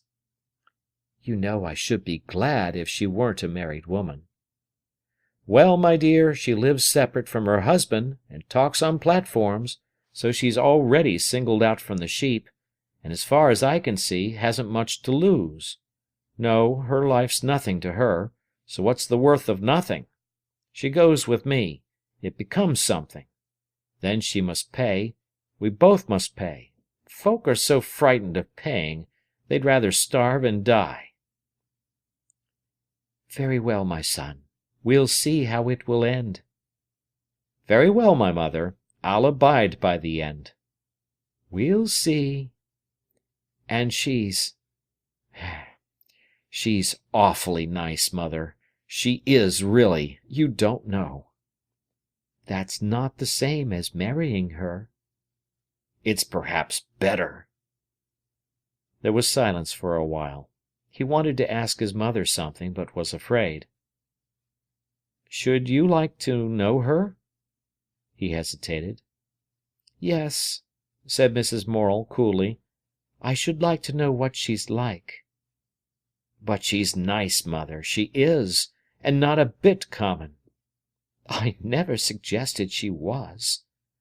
"But you seem to think she's not as good as—" "She's better than 99 folk out of 100, I tell you. She's better, she is. She's fair, she's honest, she's straight. There isn't anything underhand or superior about her. Don't be mean about her." Mrs. Morel flushed. "I am sure I am not mean about her. She may be quite as you say, but—" "You don't approve," he finished. "And do you expect me to?" she answered coldly. "Yes, yes. If you'd anything about you, you'd be glad. Do you want to see her?" "I said I did." "Then I'll bring her. Shall I bring her here?" "You please yourself." "Then I will bring her here. One Sunday, to tea. If you think a horrid thing about her, I shan't forgive you." His mother laughed. "As if it would make any difference," she said. He knew he had won. "Oh, but it feels so fine when she's there. She's such a queen in her way." End of Part 1 of Chapter 12. Sons and Lovers by D.H. Lawrence. Chapter 12, Part 2. Passion. Occasionally he still walked a little way from chapel with Miriam and Edgar. He did not go up to the farm. She, however, was very much the same with him, and he did not feel embarrassed in her presence. One evening she was alone when he accompanied her. They began by talking books. It was their unfailing topic. Mrs. Morel had said that his and Miriam's affair was like a fire fed on books. If there were no more volumes, it would die out. Miriam, for her part, boasted that she could read him like a book, could place her finger any minute on the chapter and the line. He, easily taken in, believed that Miriam knew more about him than anyone else. So it pleased him to talk to her about himself, like the simplest egoist. Very soon the conversation drifted to his own doings. It flattered him immensely that he was of such supreme interest. "And what have you been doing lately?" "I? Oh, not much. I made a sketch of Bestwood from the garden that is nearly right at last. It's the 100th try." So they went on. Then she said, "You've not been out, then, lately?" "Yes, I went up Clifton Grove on Monday afternoon with Clara." "It was not very nice weather," said Miriam, "was it?" "But I wanted to go out, and it was all right. The Trent is full." "And did you go to Barton?" she asked. "No, we had tea in Clifton." "Did you? That would be nice." "It was. The jolliest old woman. She gave us several pom-pom dahlias, as pretty as you like." Miriam bowed her head and brooded. He was quite unconscious of concealing anything from her. "What made her give them you?" she asked. He laughed. "Because she liked us, because we were jolly, I should think." Miriam put her finger in her mouth. "Were you late home?" she asked. At last he resented her tone. "I caught the 7:30. "Ha!" They walked on in silence, and he was angry. "And how is Clara?" asked Miriam. "Quite all right, I think." "That's good," she said with a tinge of irony. "By the way, what of her husband? One never hears anything of him." "He's got some other woman, and is also quite all right," he replied. "At least, so I think." "I see. You don't know for certain. Don't you think a position like that is hard on a woman?" "Rottenly hard." "It's so unjust," said Miriam. "The man does as he likes." "Then let the woman also," he said. "How can she? And if she does, look at her position." "What of it?" "Why, it's impossible. You don't understand what a woman forfeits." "No, I don't. But if a woman's got nothing but her fair fame to feed on, why, it's thin tack, and a donkey would die of it." So she understood his moral attitude, at least, and she knew he would act accordingly. She never asked him anything direct, but she got to know enough. Another day, when he saw Miriam, the conversation turned to marriage, then to Clara's marriage with Dawes. "You see," he said, "she never knew the fearful importance of marriage. She thought it was all in the day's march. It would have to come. And Dawes, well, a good many women would have given their souls to get him, so why not him? Then she developed into the femme incomprise, and treated him badly, I'll bet my boots." "And she left him because he didn't understand her?" "I suppose so. I suppose she had to. It isn't altogether a question of understanding, it's a question of living. With him she was only half alive, the rest was dormant, deadened, and the dormant woman was the femme incomprise, and she had to be awakened." "And what about him?" "I don't know. I rather think he loves her as much as he can, but he's a fool." "It was something like your mother and father," said Miriam. "Yes, but my mother, I believe, got real joy and satisfaction out of my father at first. I believe she had a passion for him. That's why she stayed with him. After all, they were bound to each other." "Yes," said Miriam. "That's what one must have, I think," he continued. "The real flame of feeling through another person. Once, only once, if it only lasts 3 months.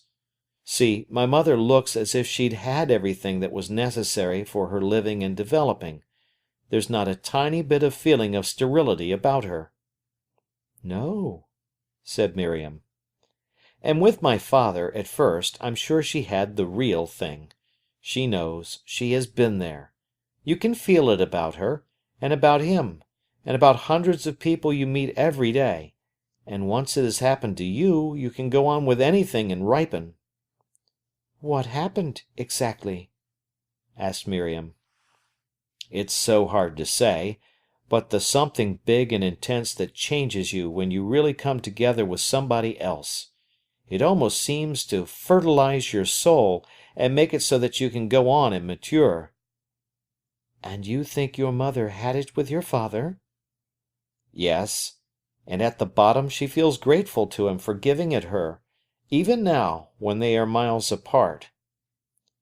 "And you think Clara never had it?" "I'm sure." Miriam pondered this. She saw what he was seeking, a sort of baptism of fire in passion, it seemed to her. She realized that he would never be satisfied till he had it. Perhaps it was essential to him, as to some men, to sow wild oats.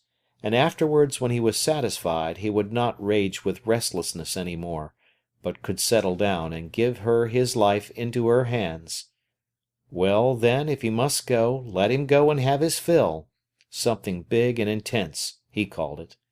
At any rate, when he had got it, he would not want it. That he said himself.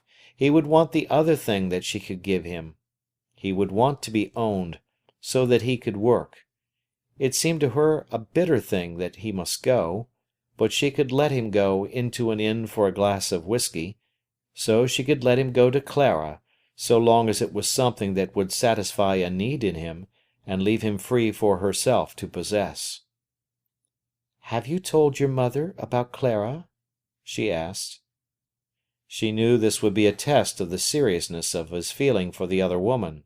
She knew he was going to Clara for something vital, not as a man goes for pleasure to a prostitute, if he told his mother. "Yes," he said, "and she is coming to tea on Sunday." "To your house?" "Yes, I want Mater to see her." "Ah." There was a silence. Things had gone quicker than she thought. She felt a sudden bitterness that he could leave her so soon and so entirely. And was Clara to be accepted by his people, who had been so hostile to herself? "I may call in as I go to chapel," she said. "It is a long time since I saw Clara." "Very well," he said, astonished and unconsciously angry. On the Sunday afternoon he went to Keston to meet Clara at the station.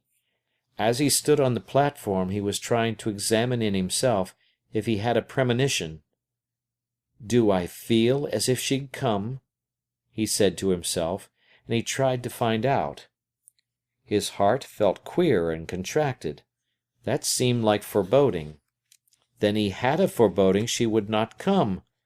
Then she would not come, and instead of taking her over the fields home, as he had imagined, he would have to go alone. The train was late. The afternoon would be wasted, and the evening. He hated her for not coming. Why had she promised, then, if she could not keep her promise? Perhaps she had missed her train. He himself was always missing trains, but that was no reason why she should miss this particular one. He was angry with her. He was furious.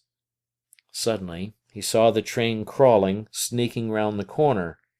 Here, then, was the train. But of course she had not come. The green engine hissed along the platform. The row of brown carriages drew up. Several doors opened. No, she had not come. No. Yes! Ah, there she was! She had a big black hat on. He was at her side in a moment. "I thought you weren't coming," he said. She was laughing rather breathlessly as she put out her hand to him. Their eyes met. He took her quickly along the platform, talking at a great rate to hide his feeling. She looked beautiful. In her hat were large silk roses, coloured like a tarnished gold. Her costume of dark cloth fitted so beautifully over her breast and shoulders. His pride went up as he walked with her. He felt the station people, who knew him, eyed her with awe and admiration. "I was sure you weren't coming," he laughed shakily. She laughed in answer, almost with a little cry.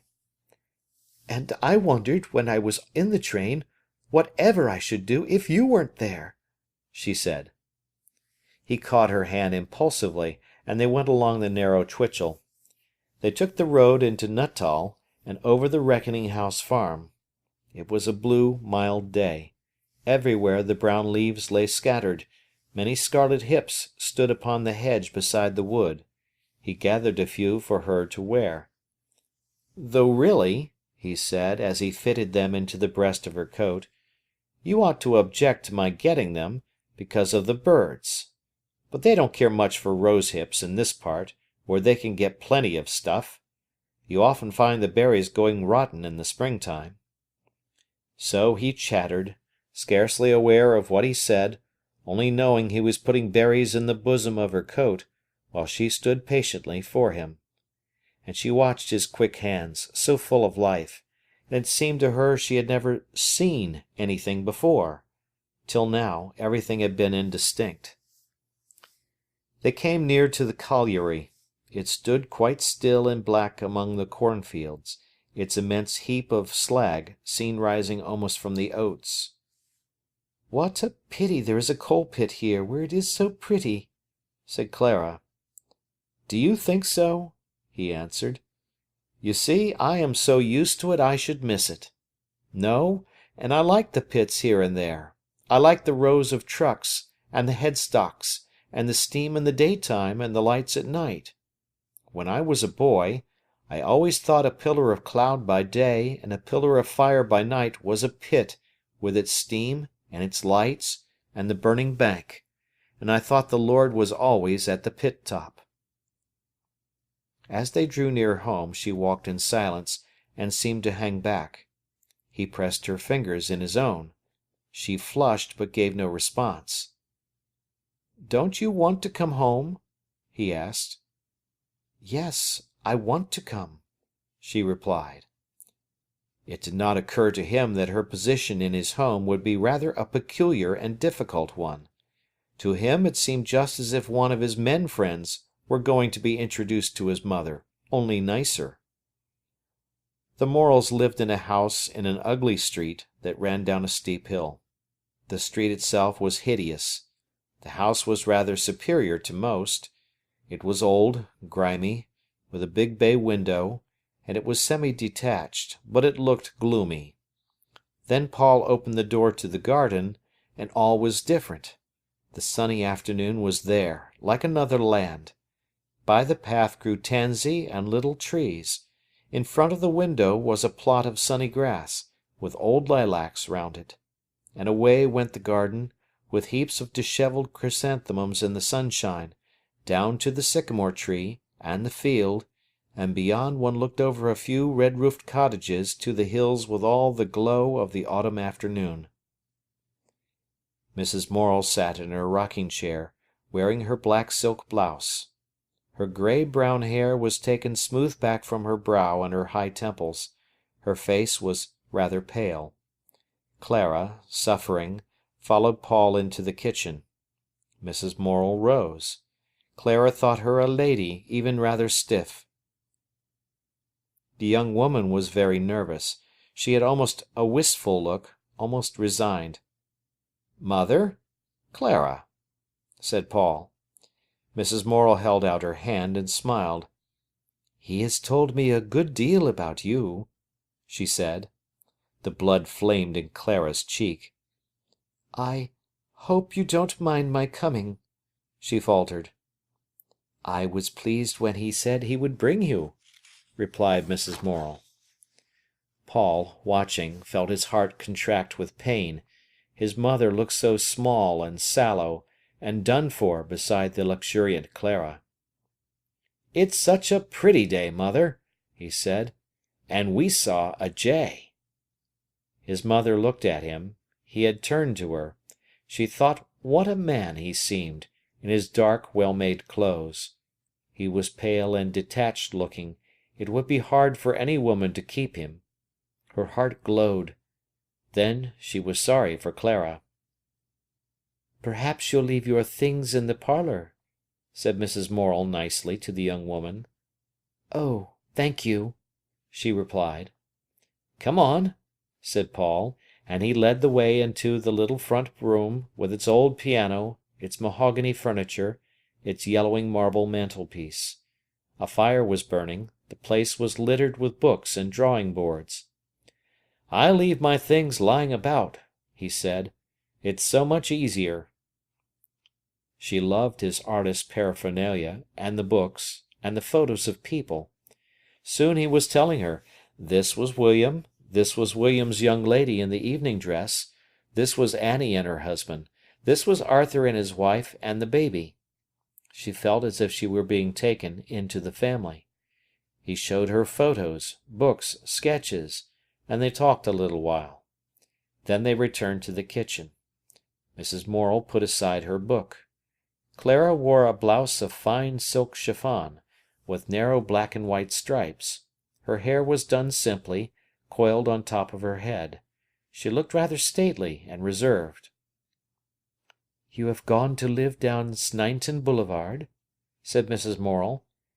"When I was a girl, I say, when I was a young woman, we lived in Minerva Terrace." "Oh, did you?" said Clara. "I have a friend in number 6. And the conversation had started.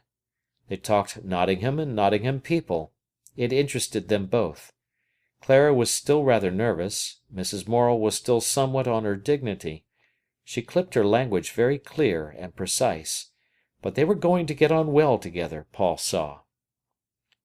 Mrs. Morel measured herself against the younger woman, and found herself easily stronger.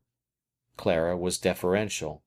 She knew Paul's surprising regard for his mother, and she had dreaded the meeting, expecting someone rather hard and cold. She was surprised to find this little interested woman chatting with such readiness, and then she felt, as she felt with Paul, that she would not care to stand in Mrs. Morel's way. There was something so hard and certain in his mother, as if she never had a misgiving in her life. Presently Morel came down, ruffled and yawning, from his afternoon sleep. He scratched his grizzled head. He plodded in his stocking feet. His waistcoat hung open over his shirt. He seemed incongruous. "This is Mrs. Dawes, father," said Paul. Then Morel pulled himself together. Clara saw Paul's manner of bowing and shaking hands. "Oh, indeed!" exclaimed Morel. "I am very glad to see you. I am, I assure you. But don't disturb yourself. No, no, make yourself quite comfortable, and be very welcome." Clara was astonished at this flood of hospitality from the old collier. He was so courteous, so gallant. She thought him most delightful. "And may you have come far?" he asked.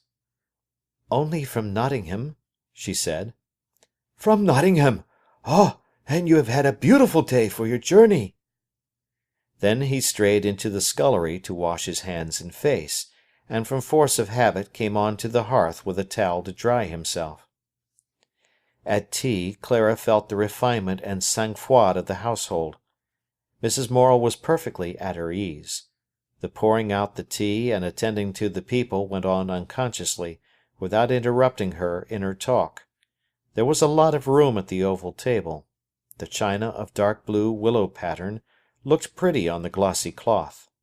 There was a little bowl of small yellow chrysanthemums. Clara felt she completed the circle, and it was a pleasure to her. But she was rather afraid of the self-possession of the Morels, father and all. She took their tone. There was a feeling of balance. It was a cool, clear atmosphere, where everyone was himself and in harmony. Clara enjoyed it, but there was a fear deep at the bottom of her. Paul cleared the table whilst his mother and Clara talked. Clara was conscious of his quick, vigorous body as it came and went, seeming blown quickly by a wind at its work. It was almost like the hither and thither of a leaf that comes unexpected. Most of herself went with him. By the way she leaned forward, as if listening, Mrs. Morel could see she was possessed elsewhere as she talked, and again the elder woman was sorry for her. Having finished, he strolled down the garden, leaving the two women to talk. It was a hazy, sunny afternoon, mild and soft. Clara glanced through the window after him as he loitered among the chrysanthemums. She felt as if something almost tangible fastened her to him, yet he seemed so easy in his graceful, indolent movement, so detached as he tied up the two heavy flower branches to their stakes, that she wanted to shriek in her helplessness. Mrs. Morel rose. "You will let me help you wash up," said Clara. There are so few. It will take only a minute," said the other. Clara, however, dried the tea things, and was glad to be on such good terms with his mother, but it was torture not to be able to follow him down the garden. At last she allowed herself to go. She felt as if a rope were taken off her ankle. The afternoon was golden over the hills of Derbyshire. He stood across in the other garden, beside a bush of pale Michaelmas daisies, watching the last bees crawl into the hive. Hearing her coming, he turned to her with an easy motion, saying, "It's the end of the run with these chaps." Clara stood near him. Over the low red wall in front was the country and the far-off hills, all golden dim. At that moment Miriam was entering through the garden door. She saw Clara go up to him, saw him turn, and saw them come to rest together. Something in their perfect isolation together made her know that it was accomplished between them, that they were, as she put it, married. She walked very slowly down the cinder track of the long garden. Clara had pulled a button from a hollyhock spire, and was breaking it to get the seeds. Above her bowed head the pink flowers stared, as if defending her. The last bees were falling down to the hive. "Count your money," laughed Paul, as she broke the flat seeds one by one from the roll of coin. She looked at him. "I'm well off," she said, smiling. "How much?" "Poof!" He snapped his fingers. "Can I turn them into gold?" "I'm afraid not," she laughed. They looked into each other's eyes, laughing. At that moment they became aware of Miriam. There was a click, and everything had altered. "Hello, Miriam!" he exclaimed. "You said you'd come." "Yes. Had you forgotten?" She shook hands with Clara, saying, "It seems strange to see you here." "Yes," replied the other, "it seems strange to be here." There was a hesitation. "This is pretty, isn't it?" said Miriam. "I like it very much," replied Clara. Then Miriam realized that Clara was accepted as she had never been. "Have you come down alone?" asked Paul. "Yes. I went to Agatha's to tea. We are going to chapel. I only called in for a moment to see Clara." "You should have come in here to tea," he said. Miriam laughed shortly, and Clara turned impatiently aside. "Do you like the chrysanthemums?" he asked. "Yes, they are very fine," replied Miriam. "Which sort do you like best?" he asked. "I don't know. The bronze, I think." "I don't think you've seen all the sorts. Come and look. Come and see which are your favourites, Clara." He led the two women back to his own garden, where the tousled bushes of flowers of all colours stood raggedly along the path down to the field. The situation did not embarrass him, to his knowledge. "Look, Miriam, these are the white ones that came from your garden. They aren't so fine here, are they?" "No," said Miriam. "But they're hardier. You're so sheltered, things grow big and tender, and then die. These little yellow ones I like. Will you have some?" While they were out there the bells began to ring in the church, sounding loud across the town and the field. Miriam looked at the tower, proud among the clustering roofs, and remembered the sketches he had brought her. It had been different then, but he had not left her even yet. She asked him for a book to read. He ran indoors. "What, is that Miriam?" asked his mother coldly. "Yes, she said she'd call and see Clara." "You told her, then?" came the sarcastic answer. "Yes, why shouldn't I?" "There's certainly no reason why you shouldn't," said Mrs. Morel, and she returned to her book. He winced from his mother's irony, frowned irritably, thinking, "Why can't I do as I like?" "You've not seen Mrs. Morel before?" Miriam was saying to Clara. "No, but she's so nice." "Yes," said Miriam, dropping her head. "In some ways she's very fine." "I should think so." "Had Paul told you much about her?" "He had talked a good deal." "Ha!" There was silence until he returned with the book. "When will you want it back?" Miriam asked. "When you like," he answered. Clara turned to go indoors, whilst he accompanied Miriam to the gate. "When will you come up to Willey Farm?" the latter asked. "I couldn't say," replied Clara. "Mother asked me to say she'd be pleased to see you any time, if you cared to come." "Thank you. I should like to, but I can't say when." "Oh, very well!" exclaimed Miriam rather bitterly, turning away. She went down the path with her mouth to the flowers he had given her. "You're sure you won't come in?" he said. "No, thanks." "We are going to chapel." "Ah, I shall see you, then." Miriam was very bitter. "Yes." They parted. He felt guilty towards her. She was bitter, and she scorned him. He still belonged to herself, she believed, yet he would have Clara, take her home, sit with her next his mother in chapel, give her the same hymn book he had given herself years before. She heard him running quickly indoors. But he did not go straight in. Halting on the plot of grass, he heard his mother's voice, then Clara's answer. "What I hate is the bloodhound quality in Miriam." "Yes," said his mother quickly. "Yes, doesn't it make you hate her now?" His heart went hot, and he was angry with them for talking about the girl. What right had they to say that? Something in the speech itself stung him into a flame of hate against Miriam. Then his own heart rebelled furiously at Clara's taking the liberty of speaking so about Miriam. After all, the girl was the better woman of the two, he thought, if it came to goodness. He went indoors. His mother looked excited. She was beating with her hand rhythmically on the sofa arm, as women do who are wearing out. He could never bear to see the movement. There was a silence. Then he began to talk. In chapel, Miriam saw him find the place in the hymn book for Clara in exactly the same way as he used for herself.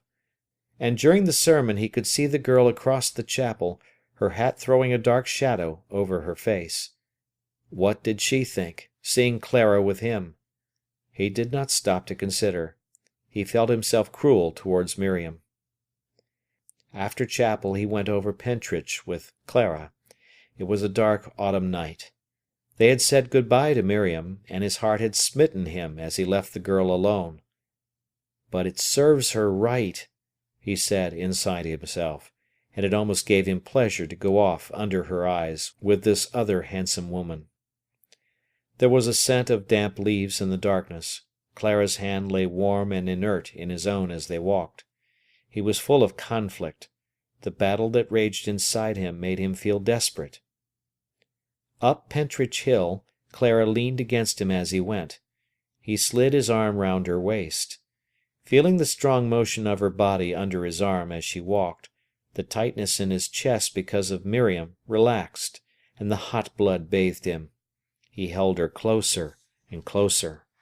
Then, "You will keep on with Miriam," she said quietly. "Only talk. There never was a great deal more than talk between us," he said bitterly. "Your mother doesn't care for her?" said Clara. "No, or I might have married her. but it's all up, really." Suddenly his voice went passionate with hate. "If I was with her now, we should be jawing about the Christian mystery, or some such tack. Thank God I'm not." They walked on in silence for some time. "But you can't really give her up," said Clara. "I don't give her up because there's nothing to give," he said. "There is for her." "I don't know why she and I shouldn't be friends as long as we live," he said. "But it'll only be friends." Clara drew away from him, leaning away from contact with him. "What are you drawing away for?" he asked. She did not answer, but drew farther from him. "Why do you want to walk alone?" he asked. Still there was no answer. She walked resentfully, hanging her head. "Because I said I would be friends with Miriam!" he exclaimed. She would not answer him anything. "I tell you it's only words that go between us," he persisted, trying to take her again. She resisted. Suddenly he strode across in front of her, barring her way. "Damn it!" he said. "What do you want now?" "You'd better run after Miriam," mocked Clara. The blood flamed up in him. He stood showing his teeth. She drooped sulkily. The lane was dark, quite lonely. He suddenly caught her in his arms, stretched forward, and put his mouth on her face in a kiss of rage. She turned frantically to avoid him. He held her fast. Hard and relentless his mouth came for her. Her breasts hurt against the wall of his chest. Helpless, she went loose in his arms, and he kissed her and kissed her. He heard people coming down the hill. "Stand up! Stand up!" he said thickly, gripping her arm till it hurt. If he had let go, she would have sunk to the ground. She sighed and walked dizzily beside him. They went on in silence. "We will go over the fields," he said, and then she woke up. End of Part 2 of Chapter 12.